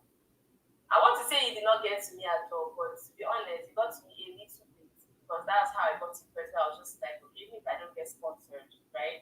Let me even just start, and then at least I can impress them from there, and get a work visa eventually, right? So I applied for graduate training programs, internships. That's what I was focused on, and I was applying to big companies. I did that up until August, where I think I found out about Indeed. First, I was going directly to company websites because I felt like I already knew the companies I wanted to apply to. Over time, nothing was working out. I got a ton of rejections, and I was just like, oh my god, like I'm really tired. Like I'm just going to look for, like I'm just going to like I had to expand my search, right? I spoke to people, asked, how are you applying? What platforms are you using to apply? Some people told me about LinkedIn. I was like, is LinkedIn a tool for application? Like, oh yeah, companies actually put out their job openings on LinkedIn. Like, oh okay. Others told me about Indeed. So I heard about LinkedIn, Indeed, and Glassdoor, and ZipRecruiter. Yeah, so those were the four platforms that I heard about, and then I started applying through those platforms. I think I started doing that around July. By August, I applied to a job that was a one-click apply job.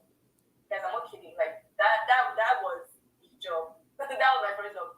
One-click apply. After months of sending out cover letters with my resume, like just doing everything for one company to just end up rejecting me. I put out an application that was a one-click apply on Indeed. And I got called for an interview. That day, I was actually just very out of it. I'm like, oh my god, I don't even know how to go. Let me just go and attend this interview. I went to that interview very emotionally down. I got there, spoke to, I think there were only two people who interviewed me. Spoke to them. They asked me about my background. There was even there was a short test I had to take, and it was a financial analyst position. I took the test, and I think that was it. Yeah, I think there was a phone call, and then there was the in-person interview. It was pre-COVID. That was it. And I left there like knowing that we had a good conversation, but not knowing what to expect. If you've been applying for jobs, you understand. Like I'm sure a lot of people here have gone through job application process. You know what it feels like to have great conversations and still get rejected. Like asking yourself, what just happened? I thought we connected. So I had been through all of that several times, experienced a lot of heartbreaks. So this did not mean anything to me that I had a good conversation. I was just like, that was another one, and I continued my other applications and interviews. I think after that, it took like 7 days for them to get back to me. The HR person called me, and I think less than a week, like 5 days later, called me and said that I had gotten a job. And I was just like, all right, okay. And I think she also mentioned the salary to me. I was like, okay. It was a proper salary. I was like, oh. In my head, I'm like, this is still that one-click apply job, right? Oh, okay. Thank you. So what do I do next? Like, she'll get back to me about next steps. And I actually just accepted the first day they offered me job, right? Just offered me a job. But yeah, that was my first job. After that, I think I went through job screening, normal recruitment, new hire process, and then the following week was my first day. So like, if you're following, like you notice how I did not say anything about my status, right? Like there was no conversation about my status.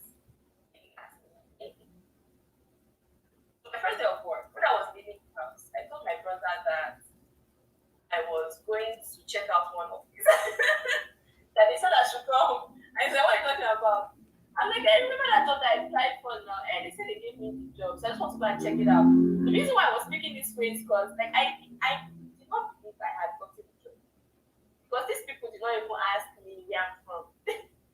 Nothing. They just said I had gotten the job and that was my first day. So it was still unreal to me. I got to the office for the first time on my first day, and I think it was someone in HR came up to me. It's like, oh, she's meant to help me with my onboarding. And then she's like, can I have your, she said birth certificate or something. Yeah, she said US birth certificate or permanent residency, something like that. And I was like, no, what I have. I was like, what do you mean? Like, why are you asking? She's like, oh, like, she just needs my work authorization. I was like, oh, what authorization? Okay, let me get you my purse. She got my END card. And I handed it to her. And she looked at me like, oh, this is your work authorization. She was like, yeah. She's like, okay, I just need to make a copy and I'll get back to you. This is actually my experience. She went, made a copy, went back to me. And then my boss came to meet me and it's like, that we found like, I'm not really familiar with this. You're on an OPT, right? Is that what it's called? That's like, yes, I'm on an OPT. And I said, oh, okay. We're not familiar. Since because it was a small company, like an American, like they're only in North America. It's like, oh, okay, we're not really familiar with this. Like we've not sponsored anyone before. So is there anything that you be needing to get started with work? And I said no. I was like, no, just I don't know where this confidence came from. I was like, no, this is all I need, my EAD card. But I will need a work visa though to continue working here. I was like, oh, okay. We'll work on it. Sorry that we don't have a lot of people. Because I apologizing. We don't have a lot of information, but we'll work on it right away. And that was pretty much it. That's how I got my first job. That was a full-time. It was a full-time job. It was salaried with benefits, and they actually got on it. I started this role in August, and by the time it was like November, they had hired immigration lawyers that already started asking me for documents. And I think the immigration lawyers reached out to me, told me that they would need my documents starting January. By January, they started asking me to send them documents. By March, they filed. I think by April or May, I got the news that I had gotten my visa. So you see why I say 80% of who I am right now is actually God. So I did put myself out there. I did apply. I did speak up, network. I asked questions. I was on multiple platforms, putting out applications, one-page applies, cover letters, everything. I did everything. But a huge part of it was that I had the grace of God over my life. So yeah, Aladi, please. People are tapping to the blessing in the chat. Really? Keep tapping. Yeah, so I have to give grace to God because I know where my own strength ended.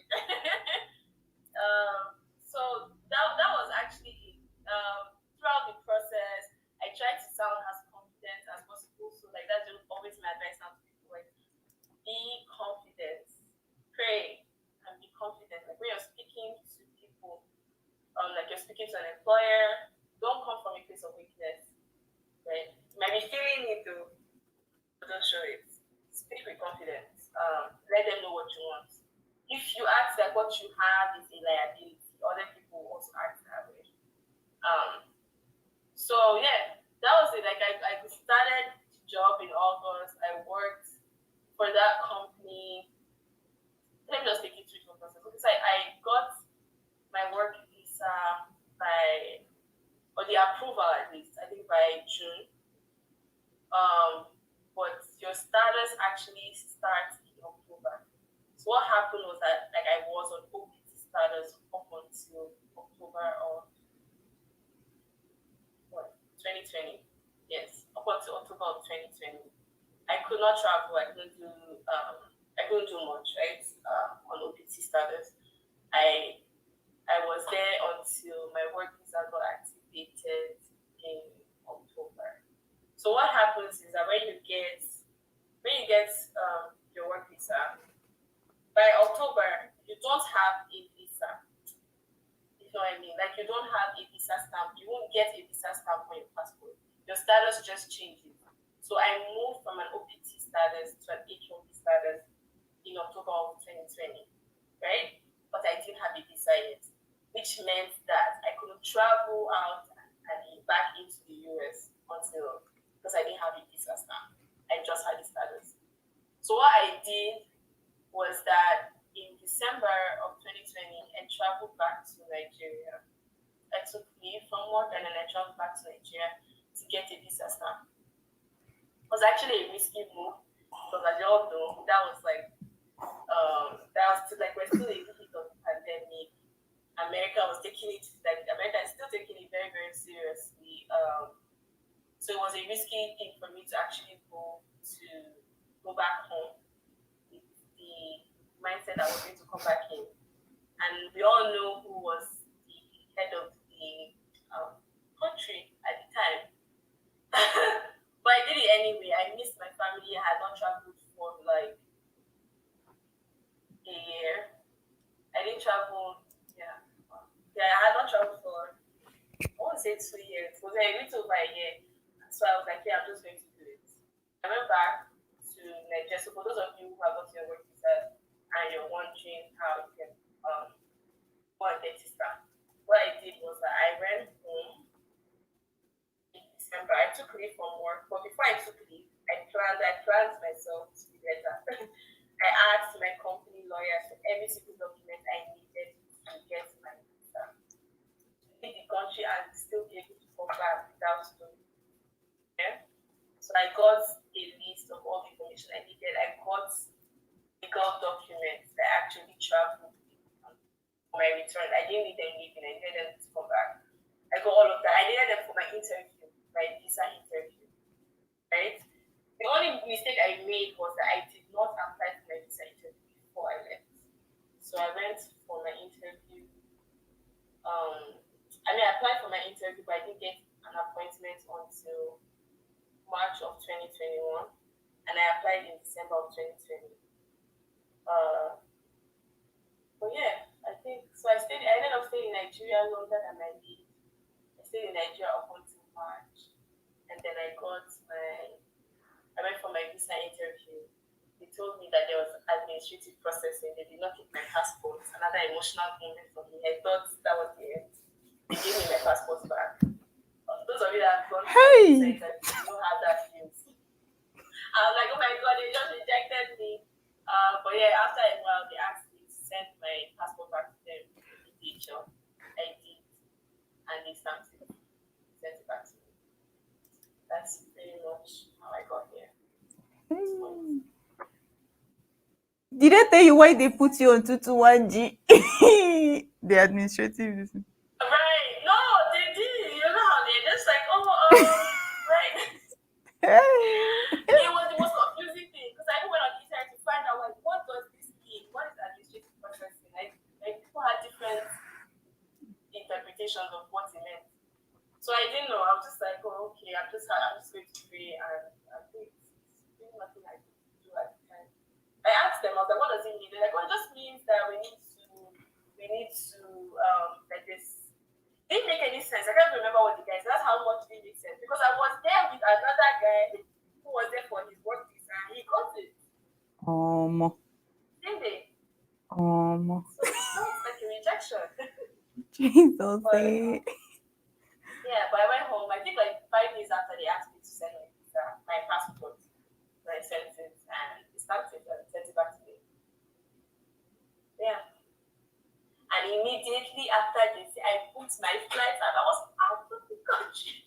I was out of the country. I'm like, oh my god. Oh Stuck yeah. in So Nigeria. hey, I felt like my village people had found me finally. um. So, but yeah, that was how I left. And I felt like I got my ticket and I returned back to work. Maybe I came back and my office had already opened up. Yeah, so I just went straight back to working from the office. Oh yeah. And I stayed with that company up until last till August. Yes, I was with them up until August. Interesting. Yeah, so that's my Wow. H-1B story. Wow. You beat all odds. Non-STEM.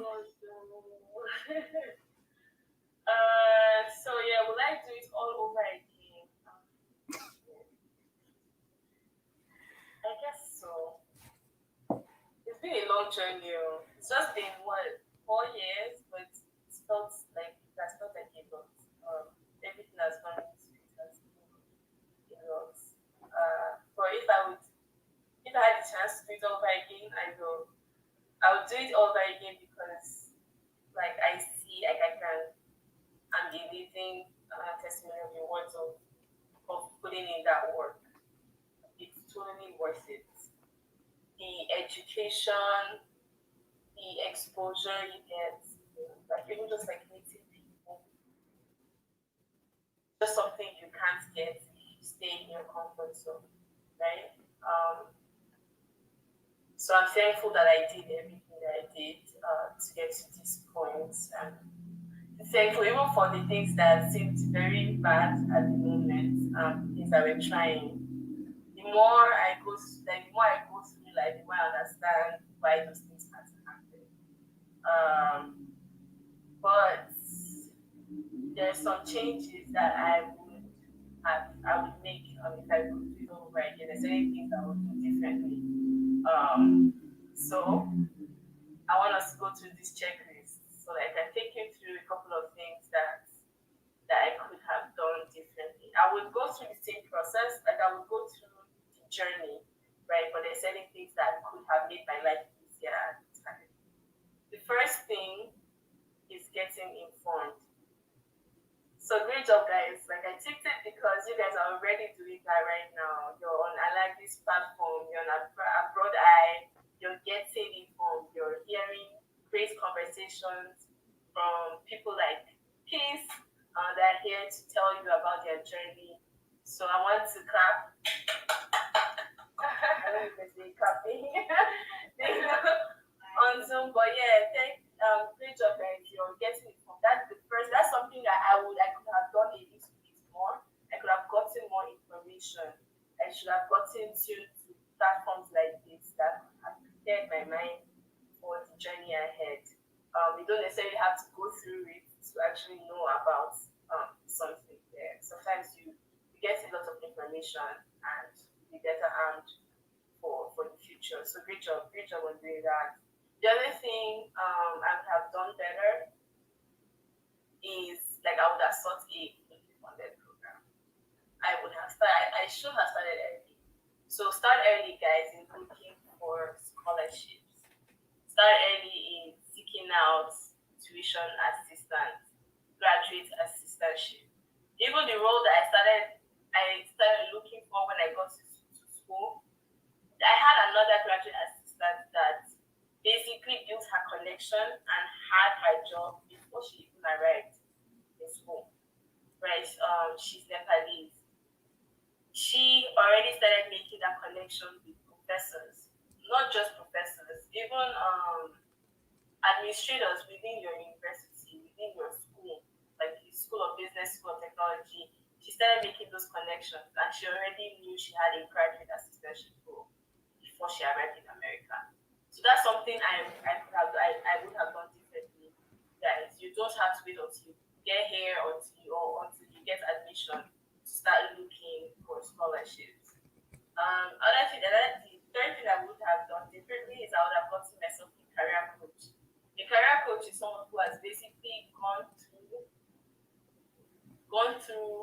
a career coach or mentor is someone who has gone through the experience that you're trying to go through, right?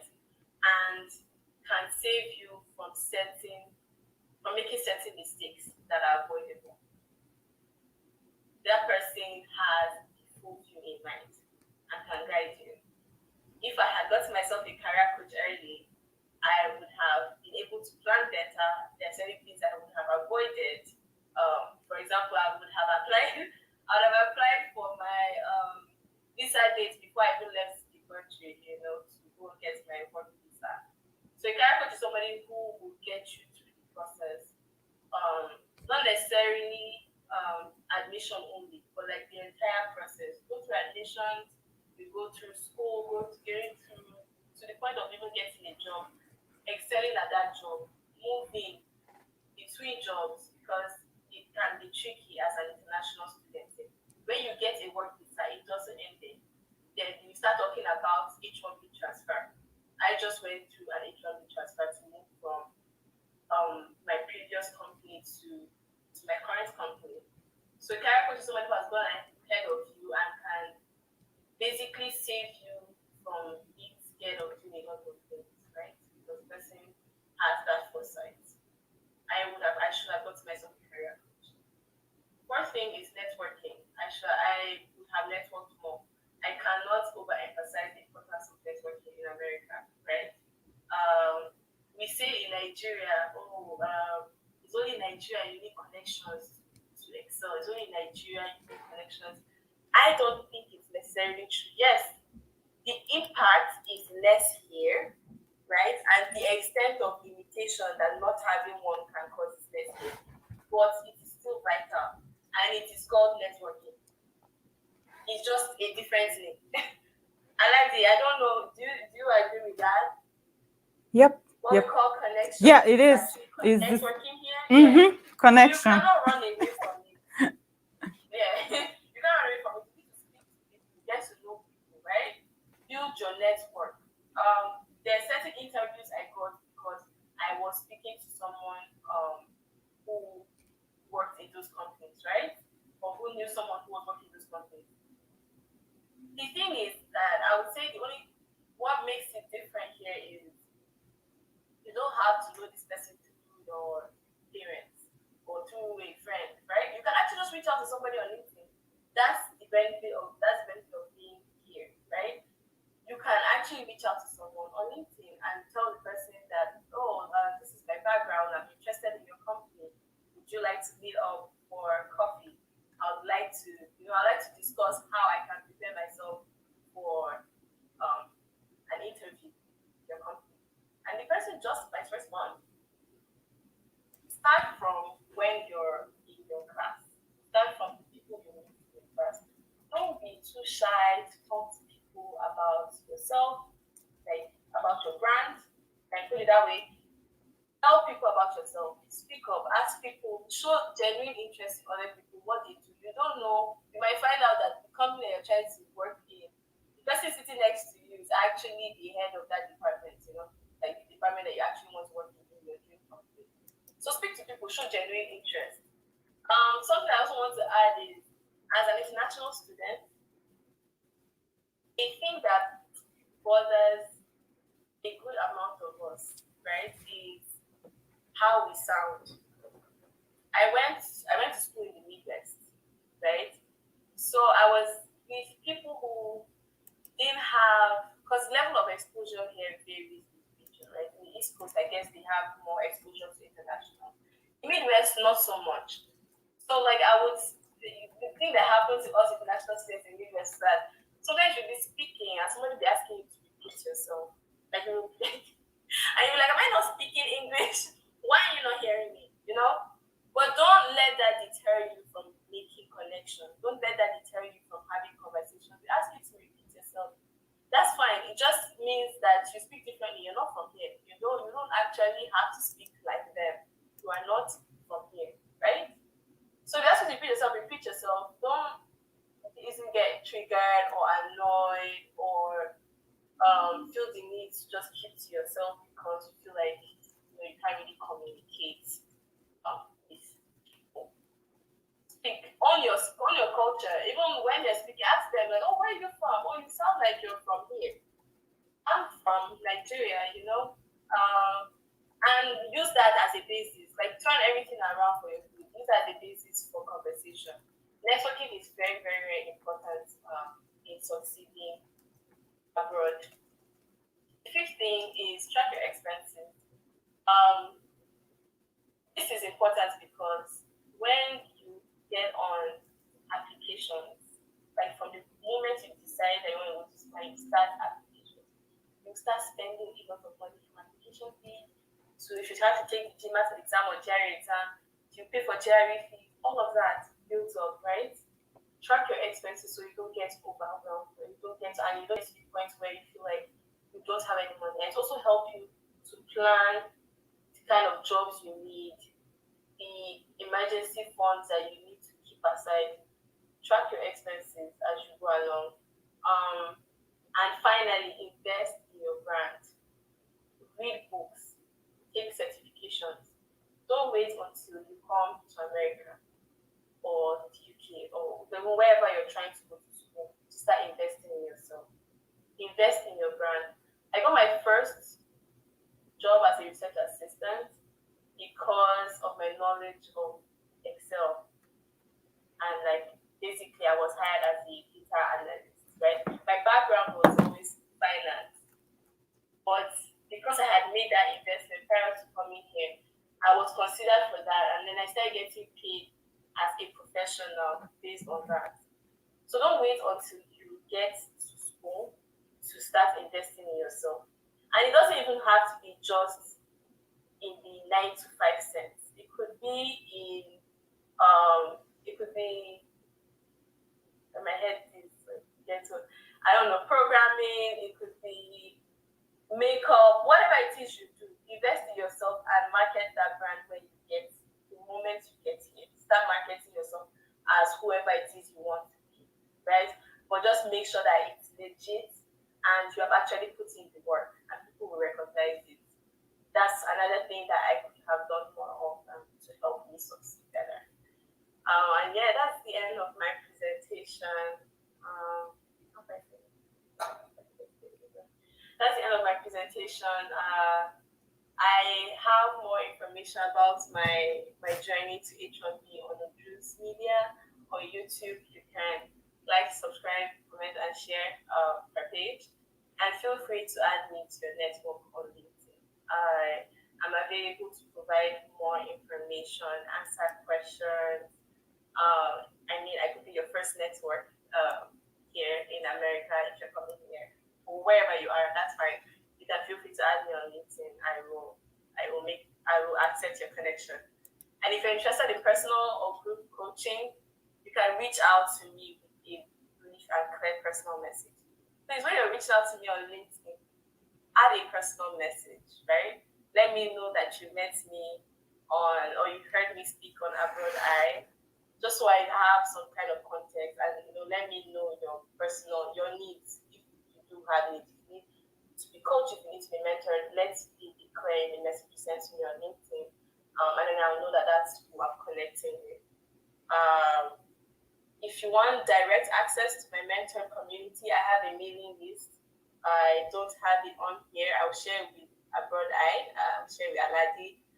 So you can ask her for it, or you can ask me personally, and I will share the link to my mailing list with you. I'm also available on Spotify, but we can discuss all of that some other time. Thank you. Questions? Thank you. I think we have a question section separately. So, I before I move forward, what's your name on LinkedIn and Spotify? You didn't put that. So how are they going to? Okay, let me see if I can share the screen of your name so that people can. Let me see, where is that picture? I guess they might be able to see your name from there. Let me share screen. I think that's going to stop you. Oh, okay. The name is here. Good, good, good, good. So yeah, so just copy the name, guys. Copy it so that we can just move to the next section. Thank you, Victoria, for that part. I don't know you as Victoria Sha. It's kind of weird, but thank you so much for the presentation. Thank you for giving hope to the hopeless. I'm sure most people that have listened, it's always about people in STEM, and all that. But at least I'm very happy that we have someone that is non-STEM who was able to go through the process, and you heard it from the horse's mouth.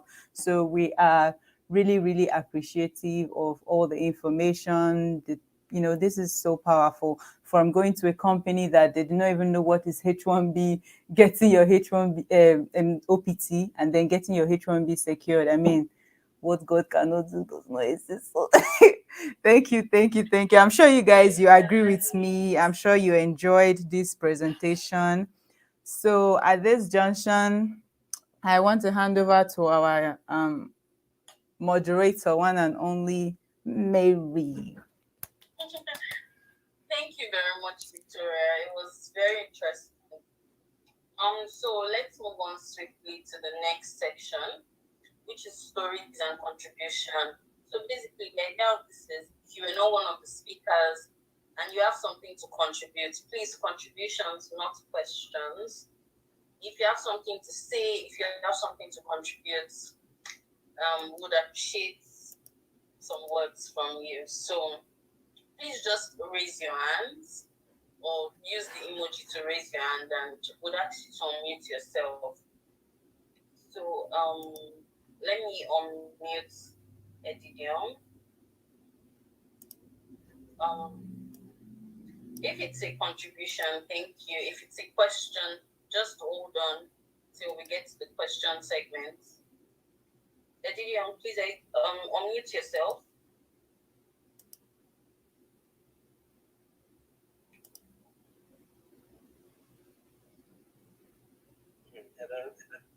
Hi. Yes. Sorry, actually, I think I raised that hand, but I was putting not outside it. Oh, okay.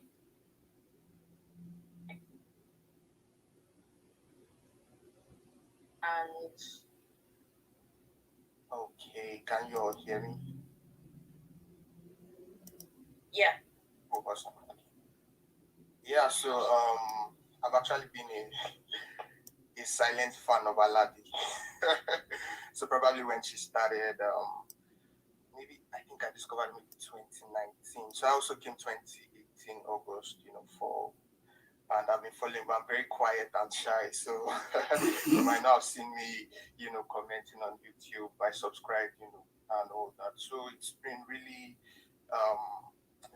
a journey, I would say, that whole transitioning, coming to a new country, um, doing your course, looking for a job, everything is really, and I would say that actually Victoria's story was actually something that actually encouraged me when I was actually even looking for a job. I think it was Uju that featured that, if I remember correctly. So where she spoke about, just this one click apply, like I don't know how many jobs I applied for, maybe 800, maybe 700. Like so, like when I just got that, this thing, I went back, to just go back to Indeed, you know, all the job boards generally. It was really good. I would say that for a lot has been touched on and a lot has been said. It's important to make connections. Very important. It's important to network. Like you're still in Nigeria, maybe you have a school already that you are looking at. Check LinkedIn. Look for people that are already in that school, that international student. That really helped when I was coming because I came with a friend and he did, all that. I didn't know much of that then, but I know better now. So that really helped us to weigh in our options, look at okay, what are the things, most times general information may not be sufficient. The information on the website, departmental website or school website may not be sufficient, but people that are inside know the ropes, they know how things work. So it's important um to actually connect with people. Very important. When you come, don't be an island. just like I think Victoria was saying, um, in the Midwest, maybe you are not so familiar with international student and things. So I tried. What I did was I started watching YouTube videos on the American accent, different things, just to be able to communicate with people and be able to reach out to people and make sure that they understand me and I also understand what they are saying. So I think it's very important. Also for the job search, I would say just like what she has said, it's very important to it's very important to be favored by God. I think it was Mimi that was saying here that there might be no major difference between either STEM or non-STEM. I'll just say the major difference should be you knowing God and the favor of God. That will really help. So please reach out to people, connect with people. I'm really appreciative of what Aladi is doing right now. This platform was not here, 2 years ago, and when we were coming and all that. But you guys have something you can leverage on, you know, connect with people, ask for information, visa interview, different things. Please search online as well. Don't just oh, I'm coming to America, but you don't know anything. You are not sure what is going to happen. If you come here, you'll be able to survive by researching and by connecting with people. Because when you come, you're coming to a completely different environment. You don't have friends, you don't have people all around you. So you need every help you can possibly get. I would say also that when applying for jobs, I don't really know how to say it, but like sometimes there's this fear of maybe not applying too early or not applying too late because of you cannot. I think you have to apply 60 days between when you graduate, after when you graduate. So it's important to apply early. Also, you don't want to apply too early so that maybe you have not yet gotten a job yet and you just get your OPT so that it doesn't just start counting. Some people have been very fortunate. My own experience was a little bit different. Like I thought I was going to get a job, so I already applied for my OPT, and when it was almost coming, then after getting to the final interview and everything, then they were like, "Oh, unfortunately, this." So it was really like, so I was just like, "Was this how the world is going to end?" Like my OPT is already on the way. Like so my OPT, I actually was like, I didn't have a job till like almost that 90 days, actually, probably for 70 something days. And that's why it's also important to network with people. So I had these Indian friends and I told them that, see, this is the situation of what is happening right now. I'm almost getting to 90 days. And they were like, connect with so and so and tell him what you're going through. So I had to connect with that professor and told him, oh, I'm willing to volunteer for you, this, that, this. And that's what helped me. So that 1 year was just, volunteering for that. And it was COVID period, things were complicated, but God's favor was just there. So that helped me. Although I studied mechanical engineering, but I majored on things like robotics. So I think Aladi did something like robotics and AI. So because like when I applied for internship, mechanical engineering jobs were not really they were not really giving me anything as an international student. They will reach out to me, but once they learn F1, they'll just But I saw that in tech there was more opportunity. So I just tailored my courses. I did things in robotics, picked up my programming and everything like that. So that really helped me. So after the first year, even also listening to I just kept applying. I just kept applying. And I was getting some interviews and things like that. But when you just break into like this tech stuff, you have to understand the ropes of technical interviews and things like that. Aladi has some of that on our YouTube channel already. Yeah. So that really helped me, and eventually I was actually able to secure a job. And I think for me that STEM really helped me. It was just 1 year. I either would have maybe now gone back to Nigeria or maybe gotten another, like tried to enroll in another program, something like that. So that really just helped me secure a job which was willing to file and all that. So I'll just say in all, connect with people, in all, ensure that you are right with God, and you are seeking for God's favor. And I pray that everything will work well for everyone who is trying to come, and also pursue this higher studies here. Thank you. Brilliant, brilliant. Thank you very much, Toby. Thank you very much. We appreciate your contribution. Olateji, please can you unmute yourself? He wants to speak, or she wants to speak.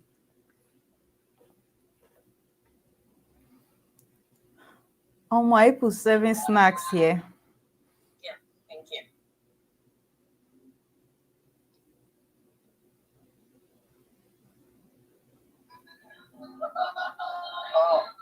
Hello. Yeah. Good afternoon, sir. Good afternoon. We're taking Good afternoon, ma'am. contributions now. Sorry.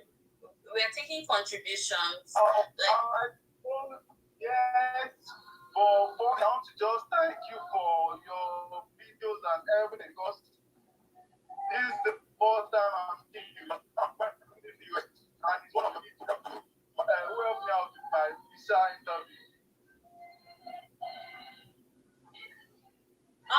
The sound is really bad. We're going to mute you now so that someone else can speak. So when it's a bit more quiet, I will mute you.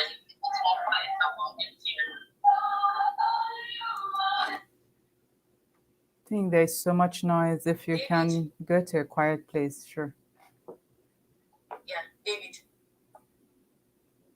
All right, thank you very much. I want to say a big thank you to the team that put this together. Apart from the information that we've gotten today, I would say that it gave me something that's not usually gotten, which is like which is hope and expectation. So I want to thank everyone, Mary. I'm talking about the presenters now. Victoria. I want to thank Peace. I want to thank everyone. Something I would like to just share is to tell us not to be shy. Now, all of the speakers said something, and that's a common factor. We should ask questions. We should ask questions. I mean, if you know people are connected with on LinkedIn, I'm talking about CEOs of big companies, and you just reach out. There's no harm in trying. The worst they can do is that no, or they don't respond, and you don't know what will come out of that. So I just want to just stress that also, that you can ask, you can network. The world is a global village. I mean, so let's ask, let's network. And I know that God will prosper our ways. We are in a foreign land, and our belief, as many of us that believe in God, we should also put that in perspective. And I know that we all have testimonies to share. Thank you very much. That's just my contribution. Thank you, David. Thank you, David. Thank you very much. Thank you for keeping time and keeping it very brief. Emmanuel, please unmute yourself.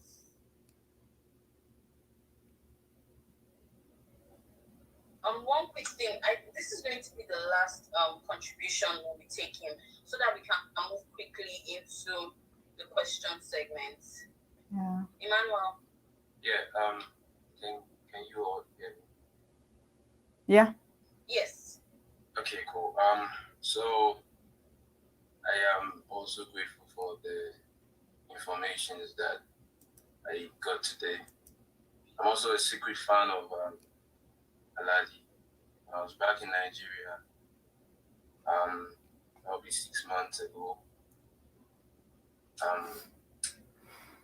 Because I have been following her, subscribing, all of that, and everything I've heard has been very informative and it has helped me so far. I just wanted to say that I'm grateful for the opportunity to get all of this information. Thank you. Thank you, Emmanuel. Thank you very much. So now we're going to be moving into Aladi. Is still on this call? Yes, so you can't hear me? Aladi. Oh my goodness, that means people on the YouTube have not been hearing me. Oh my God, I'm still here. Okay. So now we're going to be moving to the second to the last segment for today, which is the question and answer segment. So please, if you have any questions for any of the speakers or for Aladi or for anybody on the call, now would be a good time to ask some of those questions. Olateju, I'm going to unmute you now. Mary. And hopefully a bit more quiet. Aladi, is there anybody checking the questions on YouTube? That's what I wanted to bring to your attention. There's someone I already promised that I was going to ask their question during the Q&A section as well. So, well, you can admit Olateju, and after that, I can go ahead. Okay.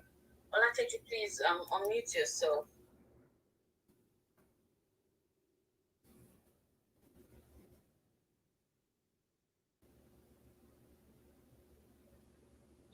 Is he still here? Um, Aladi, do Hmm? you Olateja, are you still on the call? Do you want to unmute I think yourself? he's here. Let me ask to unmute. Maybe if he doesn't, we can start with the Q&A section, and I'm going to pick like some questions from the YouTube segment. Mary, when if you're No, ready I for think me, I'm we ready. should just take questions from the Zoom, from the YouTube side. Okay. Okay, let me go ahead. So this person goes, "Hi Aladi, I have diploma certificate in midwifery, 3 years training in Ghana, and I want to get my degree in USA. Do I have to write SAT before applying to universities in USA?"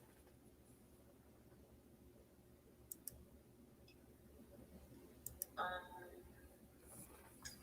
does anybody want to take on the question? I think that should be an undergraduate question. Okay. Yeah, so I could take it. Okay.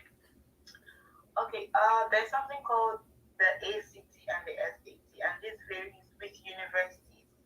So some universities would require you to take ACT instead of the SAT, and some would require you to take specifically the SAT. So it will depend on the university that you are applying to. So that's why it's always good to check the school's website for the requirements for international students. So for international students, there are certain exams you need to take, and the SAT or ACT could be among. So most times people can choose either because the money for SAT and ACT varies. So I think the SAT is more expensive than the ACT, or the ACT is cheaper. I don't know which one. So most times people choose which one they want to take. So you have to check if your university is flexible in terms of they can either accept the ACT or the SAT, or if they have a particular one they accept alone. But you would definitely have to take a standardized exam if you want to get a degree in the US. For me, I took the SAT. So yeah. All Um, right. I just have something to add to the question that was asked. So for me, my own experience with this is that it circles back to asking questions. As usual, I can only speak for myself. So when I was applying for my master's in the US, they had asked me to write IELTS for my program, and I was applying at the same time with a friend. So we were both applying together. But for me, I felt like it was discriminatory asking me to write IELTS because all my education has been done in English language. So I had explained to my admissions officer that I think this is discriminatory, and my school can write a letter to the effect that I have been taught all my life English. So I think that should be waived for me. And I was so lucky that she said, "Oh, she was going to get back to me," and it got waived for me. So you should try and ask questions and see if some exceptions can be made for your case. That was great for me. But my friend on the other hand, that was applying to the same program I was applying to in the same school, had a completely different admissions officer, and she had asked for the same thing, but it was declined. So just try and ask questions to see if it can be waived for you. Also, to add to that, I found while I was searching for schools during my time, I found schools that actually accept WAEC.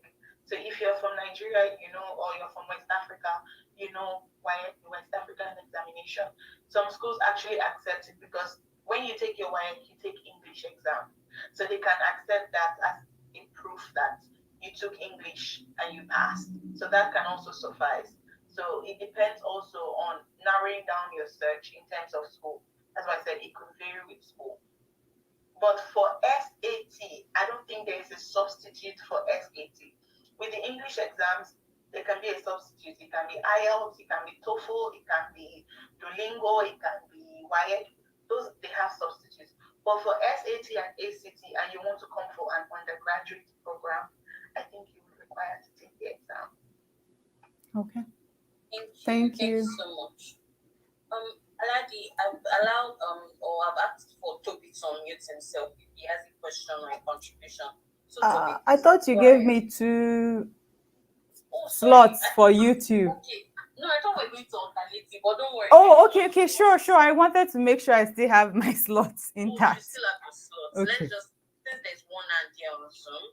Go Toby, ahead. please, go ahead. Okay, thank you. So I just wanted to say that sometimes when schools make it optional, you should just be sure to have the full information. For example, for my school, it was optional to take TOEFL, but if you wanted to be a graduate assistant, you needed TOEFL. So if you didn't take it, it would be difficult for them to, ascertain that you can actually teach or, carry out the activities in English. So those kind of information is necessary for you to find out. Thank you. Okay. Thank you. Aladi. Okay, so the next question here is, how do one handle a situation when one have already filled a university in a DS 160 application and submit, then a better offer from another university came up? Hopefully you guys understood. Does anybody have the answer to the question? Put his hand up. So, okay. Should I go ahead? Yes, please. Okay. Yeah, I had almost a similar situation.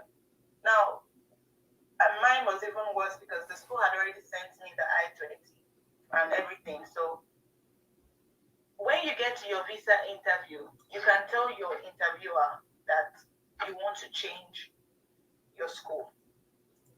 And they will change it. They're able to change it from their desktop there. So you just need to come with the new I-20 from the new school you want to go to, from the better offer you got. So you need to come with the I-20 of that school. And when at your visa interview, you just tell your visa officer that, please, I want to change the school from ABC to EFG. And they will change it on their desktop. And then instead of submitting the other I-20, you submit the new I-20. That's just it.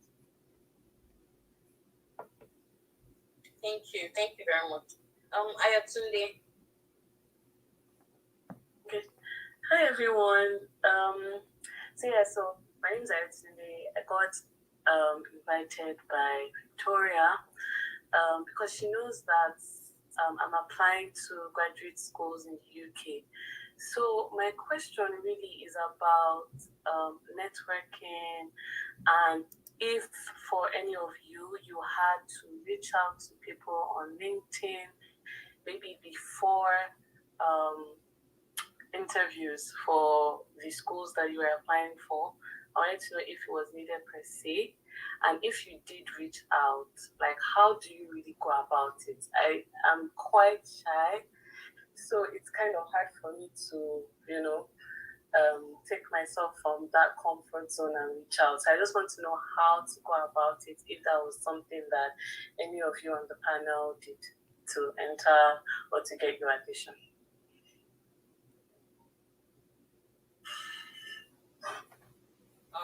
Aladi, does anybody have answers? Are you picking on me? You're madam. No. You're the one that called all of us here. Please. Take the floor, guys, please. Anybody that has an answer, please let us know so that I can unmute you. Or Mary, you too. Please, do you want to say something? No, please. Someone else should take the stage.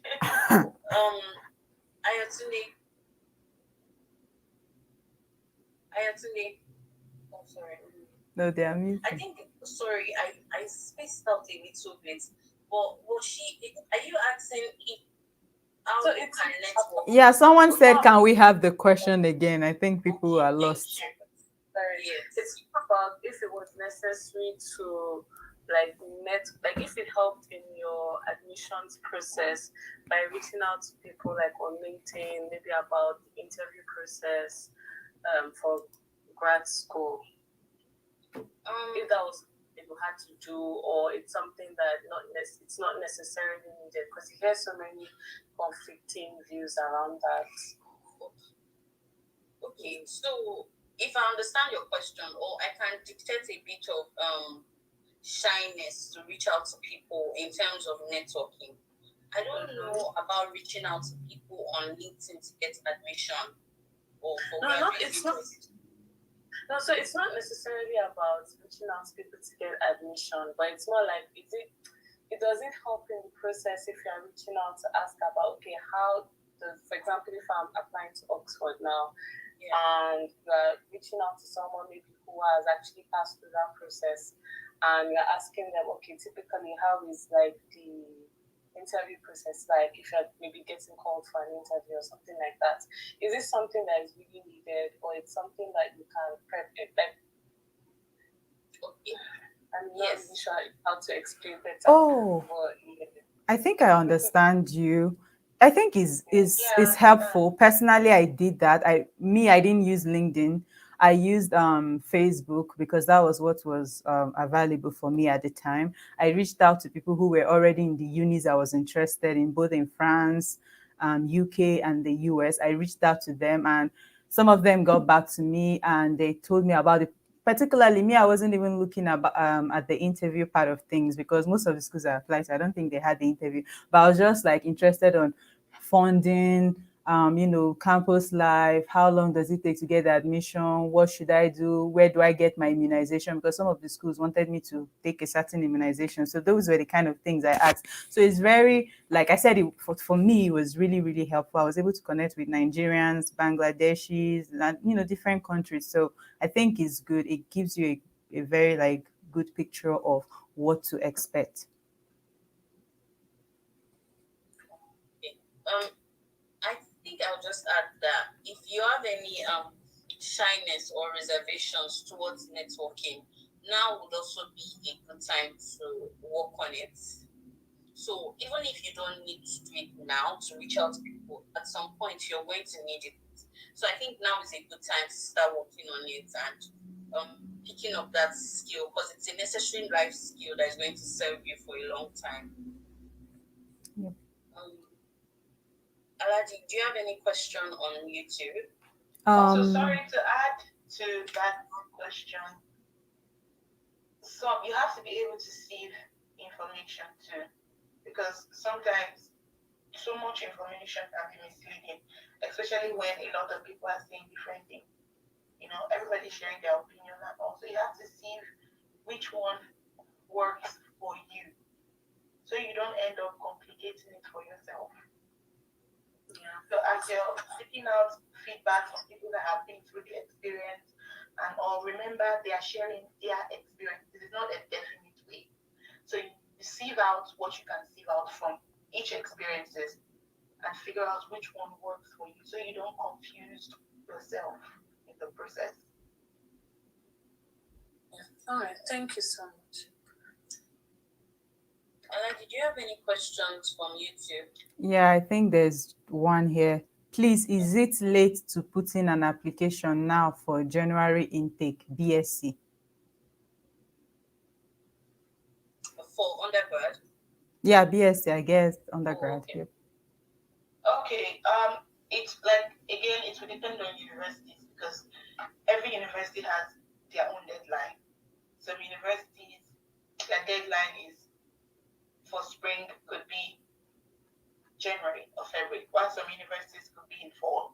So, but this is September. I don't think it's late since it's January. That means you're applying for spring. So, no, it's not late. You're actually early because spring is still like 3 months. So it's Early? not late. What Yeah. about visa? Visa wait time now is crazy. Okay. Yeah. With Ah. that, if except you have to apply like immediately. You have to apply now because Mhm. for me, I started my application for undergrad and everything 3 months before I traveled. I booked my interview in July. I got my interview date in July. I got my visa in July, and I traveled in August, just 2 weeks to my resumption. So I don't know. It might be the grace of God that was on my side. So, but I don't think if you're trying to apply for spring, that's January session, you can start applying now, September. It depends on schools, like I said.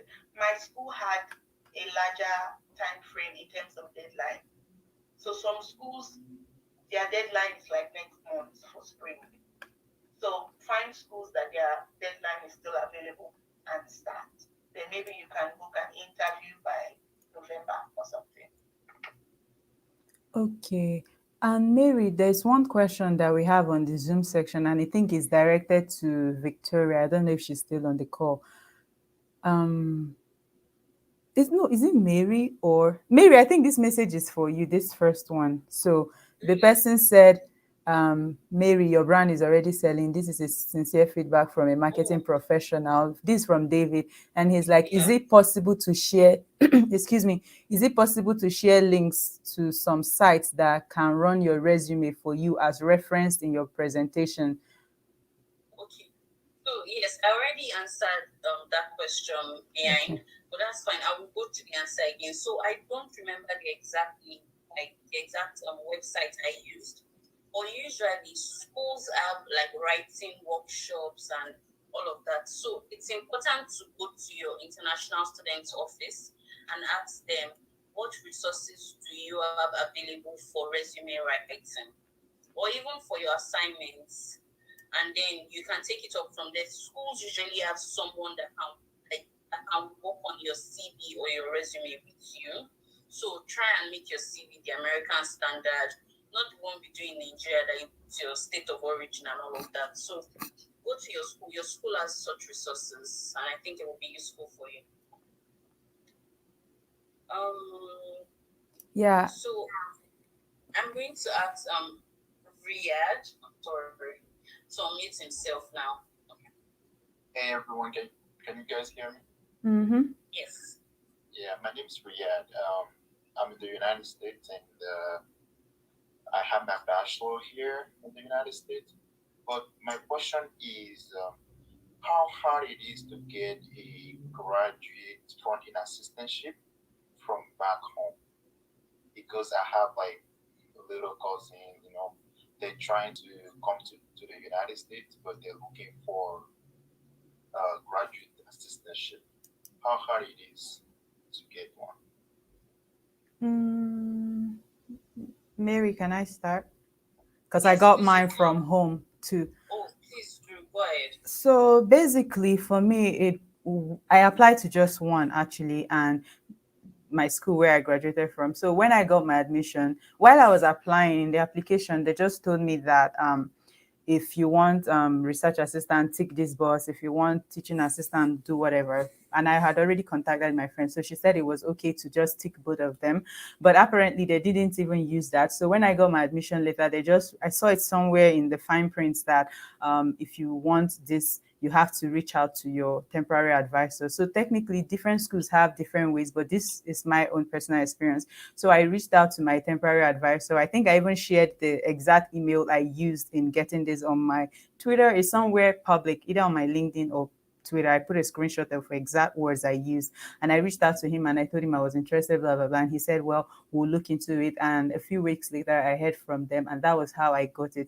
So this was my own experience. I don't know for other people. So I wouldn't say it was very difficult. It was not, because I was in Nigeria and I already had my offer letter before coming here. So if anyone else have, their own experience, they can share. Okay, do you think that your grade did play your role in getting it? Yes, I would say so, because they had a minimum GPA. So my GPA was way above that. For contest, I'm a first class graduate. So my GPA, when I did the West evaluation, it was really good. And what else will I say really helped? I think I also took TOEFL, though it was not like required, but because but I just wanted to be safe. I just did it because it was optional, but I just did that. So That makes sense. And how many percent did they give you out of the tuition? I think both stipend and everything would be about 60%, give or take. It was not full because the states, they don't even offer full to anybody, not even PhD. Right. That makes sense. Does anyone have any contribution to that? Not me. I don't have experience with graduate assistantships, but is there anyone that okay, David is here, so I'll ask him to unmute. David. Right. Hi, Rian. Thanks for asking that question. I think one of the things that should be added in the inquiry about assistantship, the program is also very important. I think in the presentation that one of the speakers had, she made mention of the courses. Or for example, it's usually very difficult for management courses like MBA for you to have assistantship back from home. Okay, so but if you are going for a STEM program, usually or a direct maybe science course and it's research based, okay, and you are likely to get accepted, the chances that you have to get better scholarship from home is actually very high. Okay, like a research based masters or well, usually PhDs are usually funded anyway, but it has to do with masters, but it's research based. The chance that you get a scholarship is quite high compared to maybe management course or professional course that you need work experience. So I just wanted to add that to what she Aladi shared. Yeah, that makes sense. Yeah, I mean they're studying computer science, so I think that falls into STEM. So I think they should be fine. Thank you. Thank you. Thank you guys for asking. For answering my question. Aladi, do you have a question? Is there what? No, is there still any question on YouTube? Because I was thinking we take one more question before we go into the networking / breakout groups. I think we're good. Some of them, I think we're good, which is good. But there's a question in the chat. We can take that. The person said, "Thank you, Victoria, for inviting me. I'm applying for MBA programs in the US and I want to know how I can assess scholarships and if I have to apply before admission or when I get admission." Vicky, are you still here? I think she's still in the meeting, but I don't know if she's following. Oh, okay, she's there. Hi, Aladi. I'm here. Did you get the question? The question is in the chat. Okay. Yeah, she's asking if she can access scholarships. She wants to know how she can access scholarships. And if she should apply before or when she gets. I think my advice is for an MBA program. My advice is to apply for scholarships at the time that you apply for admission. Like make it part of your admission application, including in your personal statements, or if there's some schools automatically consider you for a scholarship when you apply for admission.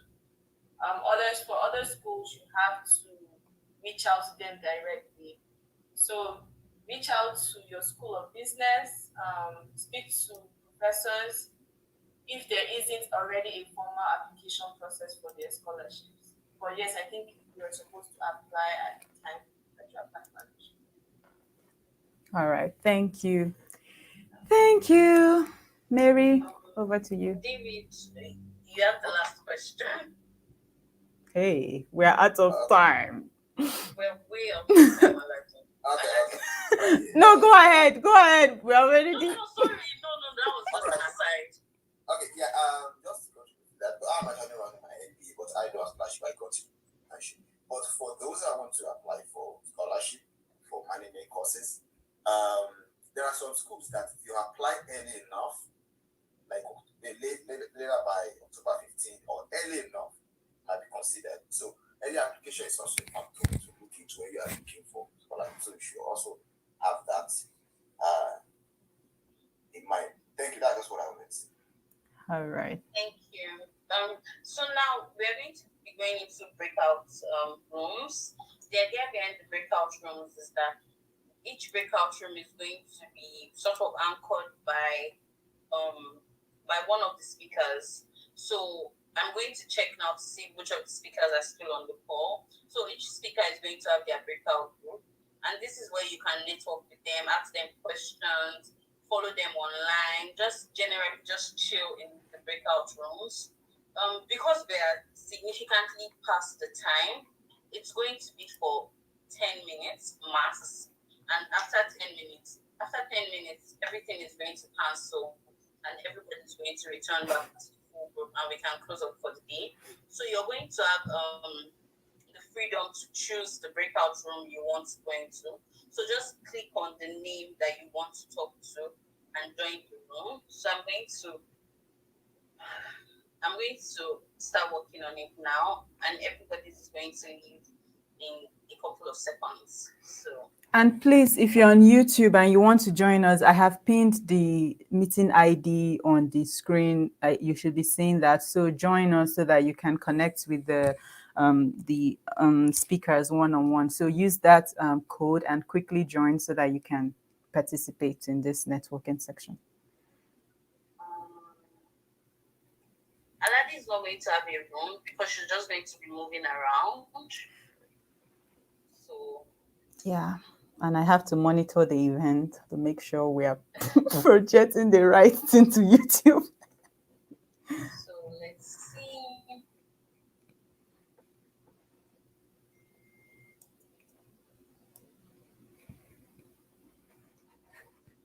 Okay, so it looks like because I am moderating, no, not moderating, I can't see myself, I can't see my name.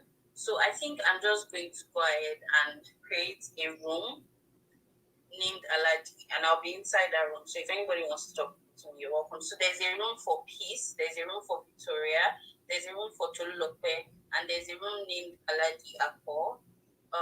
So yeah, everybody can go ahead and join whichever room they want to. Okay.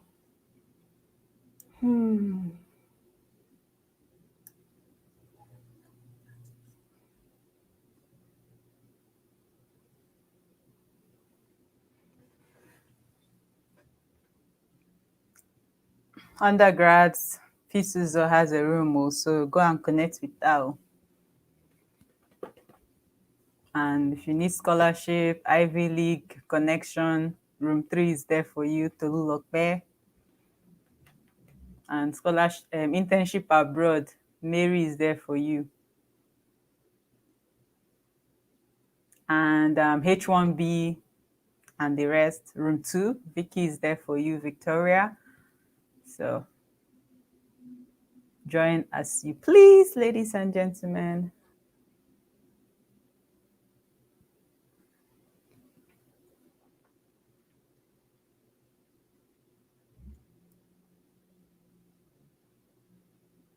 Remember, we have just 10 minutes, so you might as well make your decision and join ASAP.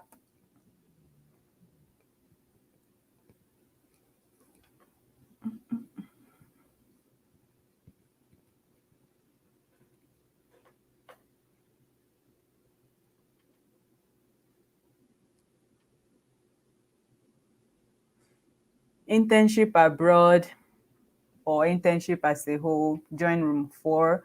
It's hosted by Ademidu Najibade, that's Mary. So if you are looking for internship, do not forget to join that room. Room 4 is for you.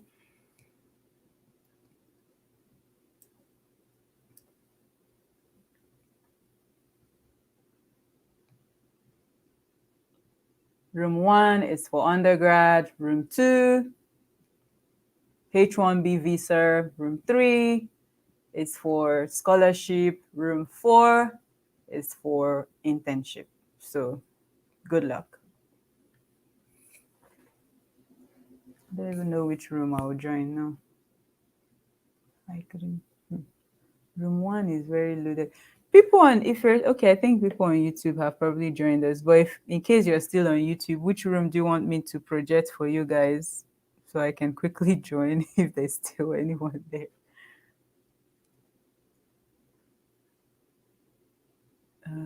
Oh, this room 2 is loaded though.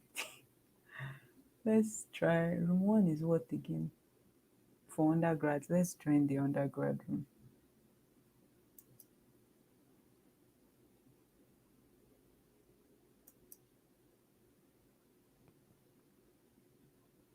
terms of your personal expenses? Yes. Okay. For me, what I did, because first of all, the 20 hours a week is not much at all, so you can't really get a lot, so you must really cut down on a lot of spending. What I do when I go to shop, I shop according to price. So if I want to go buy, let's say I need a slippers, I check for prices because this helps me to not spend beyond what I have. So I normally have a budget that, okay, for this week or for this day, I will spend only $20. And when I go out to buy or shop, whatever, I shop in accordance to what I have written down for my budget so that I'm not distracted with the beauty of the product and buy beyond what I planned for. Also,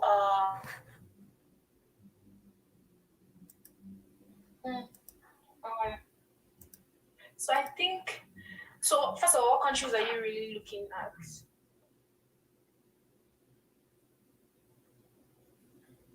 Hello. I'm looking at.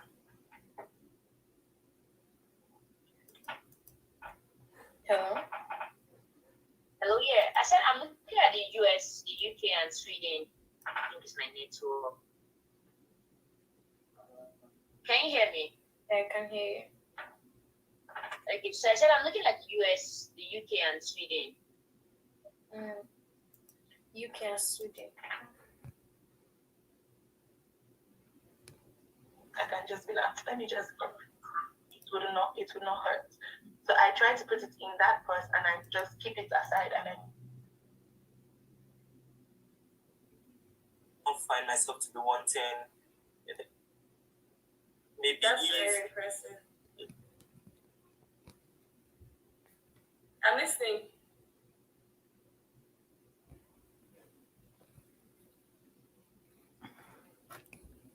Hello, Henry, are you there? Yes, please. I'm sorry, my network is not helping. That's fine.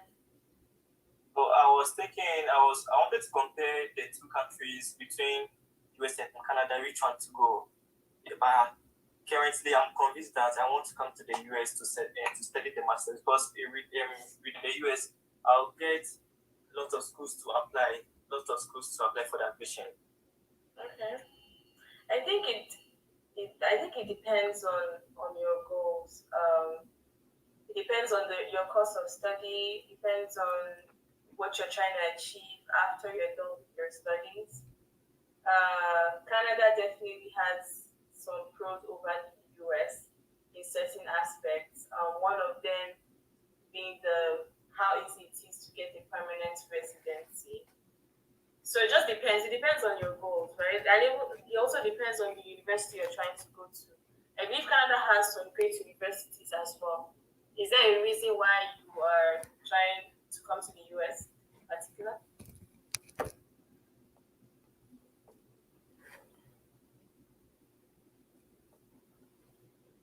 Hello, Harry. Hello. Okay, so with the US, I have my cousins, my uncles, most of my family members are in US. That's the reason why I want to come. But with the Canada, if I go there, that means I have to be self-dependent. Okay. And you don't want that? I want to. Don't mind me. Yes, having a support system is actually very important. I didn't have a physical support system in America when I came, and I know that was something I desired, right? But you can still succeed in a system even without that. So my advice would be that you should assess your complete experience, the entire experience you're trying to have, the course, the university, other factors, so that you can have a holistic view of your goals and you can make an informed decision, right? So just factor in everything else into that decision before you make up your mind on which country and which school you're trying to go to. Okay, thank you very much. You're welcome. Hi, Timmy. Hi, thank you. so much. I wanted to ask this question. So I have been trying to apply to universities in US, but they're always asking me for application fee. I just want to find out, is that like a normal thing, or is there like other places I can go to that I don't need to pay for application fee for that? That's one of the questions that I have. Okay, yeah, application fee is that can be quite a hassle, especially when you're applying to multiple schools. So I understand how you feel.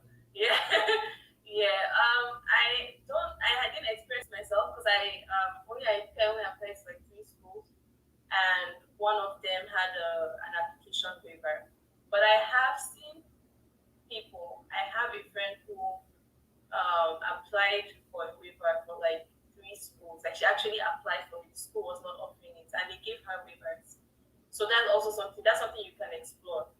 But to answer your question, it is normal for American schools to ask for application. It's very normal.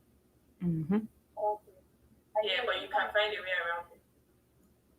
Yeah, this one is just of because so like I took a friend to this medical thing you have to do when you're traveling to school, and I noticed that they think for US applicants they have to take like compulsory vaccination. I know it's good. But I can't really hear you well. Can you? Oh, sorry, can you hear me now? Oh yeah, it's better. Oh yeah, sorry. So like you were saying in the IOM the medical you have to do to travel abroad. Sorry, they said you have to get compulsory COVID vaccination, and I know it's good for my health and everything, but like I feel like I just want to take my time and like try to ease up into that fact. But like yeah, like making it compulsory now that if you want to go into the US, you have to be vaccinated. I don't even know. I think I know the answer to my question, but I just wanted to just put it out there. Is there any way we can bypass it? I know I'm going to take it at some point, but like I just wanted to take my time about it and really so sure about it. Alright. Well, let me ask a clarifying question. Did you say a school is asking you to get vaccinated to give you admission? No. The medical you have to do to get in the tuberculosis, the TB medicals. To get a visa? Medicals for what? What medicals, like what are you trying to do? The student is going to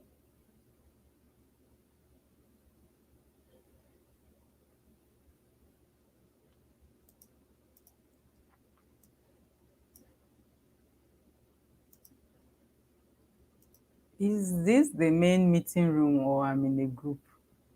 No, it's the main. I think it's the main. Wait. I think it's the main. I think it's the main one. Yeah, I think it's the main one. Oh my God, hunger they do me. I know they serve snack for this in an event. Is it not you? Is it I'm craving it by Hunger is doing me like my tummy. miles. Hunger they do me. I beg now. So by deserve that means by after The breakout room has ended. Yes, so we say 10 minutes. This one is whether you like it or not. After 10 minutes. Sorry. 10 minutes was so fast. Hey, we have overstayed our welcome. So, yeah, well, Aladi, over to you. Vote of thanks. Vote of thanks, new. Let me. I beg go. Make I wait. Make I put the screen back. So that I want everybody to be seeing the screen while I'm saying the alleged. Sorry. I'm trying to remove something from the YouTube one. Thank you, everyone. Thank you so much. Special shout out to our speakers, Peace, Mary, Tolu, Victoria. You guys did amazing. Like you guys not overdo yourself, okay? Like you guys outdid yourselves. The presentation, the details, everything was just on point. I'm super grateful for for this. And Mary, a special shout out to you being a guest, a host, moderator, planner, everything. Like I really can't say thank you enough. And then to all my G's at the Abroad I team. You guys are so amazing. Thank you, Enoch. Thank you, Chidera. Thank you for these beautiful flyers. I'm really, really grateful. And I really hope that everyone who came to this event today learned one or two things that they can apply to their real life. Thank you for spending your Saturday with us. And at this junction, I have to say goodbye. Thank you. Mary, take the mic. Thank you very much, you guys. Have a pleasant evening, and may God be with you. Sorry, Aladi. Yes. Did you see the link I sent? Where is it though? Let me send it again. Let me check my. Sorry, before we go.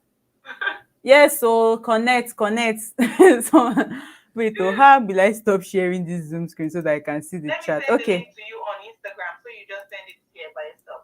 Okay, I can't open Instagram right now. I think I've seen the message you put on the chat, so let me put it on YouTube so that people that want to contact Peace, and please look at the chat. Peace, her details are there. Yeah, because someone was asking me the process on the breakout group. Someone was asking how I came to the US with my undergraduate because they want to do the same. So I'm planning on uploading a video on YouTube on how I moved to the US. So for those that are interested, Aladi will be pasting my YouTube link so you could check it out when it's uploaded. I basically just listed the steps that I took. I did not use any agents. I came to the US, I did everything on my phone, on my smartphone. So for those that are interested. Okay, so I have her information pinned on YouTube, and Chioma, if you have links to, let me know your link. But people that want to reach out to Chioma, I think you guys can look for them on LinkedIn using all these pictures on the screen, using their names. Okay, I think I have to remove this one so that people on YouTube can see. Sorry, one quick addition, please. To maximize the connections you'll be making here, please, when you're sending messages, please don't just send LOI. Make it a quick message and what you want in the message so that your message doesn't get ignored. Thank you. Yeah, and please add that you got their connection from abroad. Put it there that this is the source. Give credit. So anybody that has link, keep dropping as we end the event. You're free to go. I think we have absolutely come to the end. You can reach out to anyone. And someone said, please share all the speakers LinkedIn. I don't use the name on the screen to find them. I guess most of them you should be able to find them with these names. I think for Victoria's Zone you should add Chioma, then you will find it. And someone said, please check your LinkedIn profile. It's okay. It's all right. All right. Okay, Mary has dropped hers. Okay, this is the mailing list for Chioma. YouTube people, get ready. I'm dropping the mailing list for Chioma. So if you want to join her mailing list and her LinkedIn profile, I'm sending that as well. Which other one? And then from Mary, this is Mary's IG and LinkedIn. So who else have I not attached? Meeting don't close, except you're here and you want to chat with somebody, you can leave. We are just doing the connection part now, so you can. And then Pete's YouTube channel. Polo, thank you so much. Bye. Bye. Bye, guys.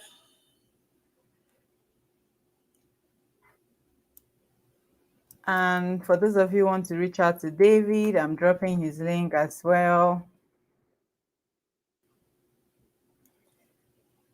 Our able hosts, our moderator, she's gone. Yes, bye. We're ending the broadcast now. I think I've dropped all the links necessary. Thank you.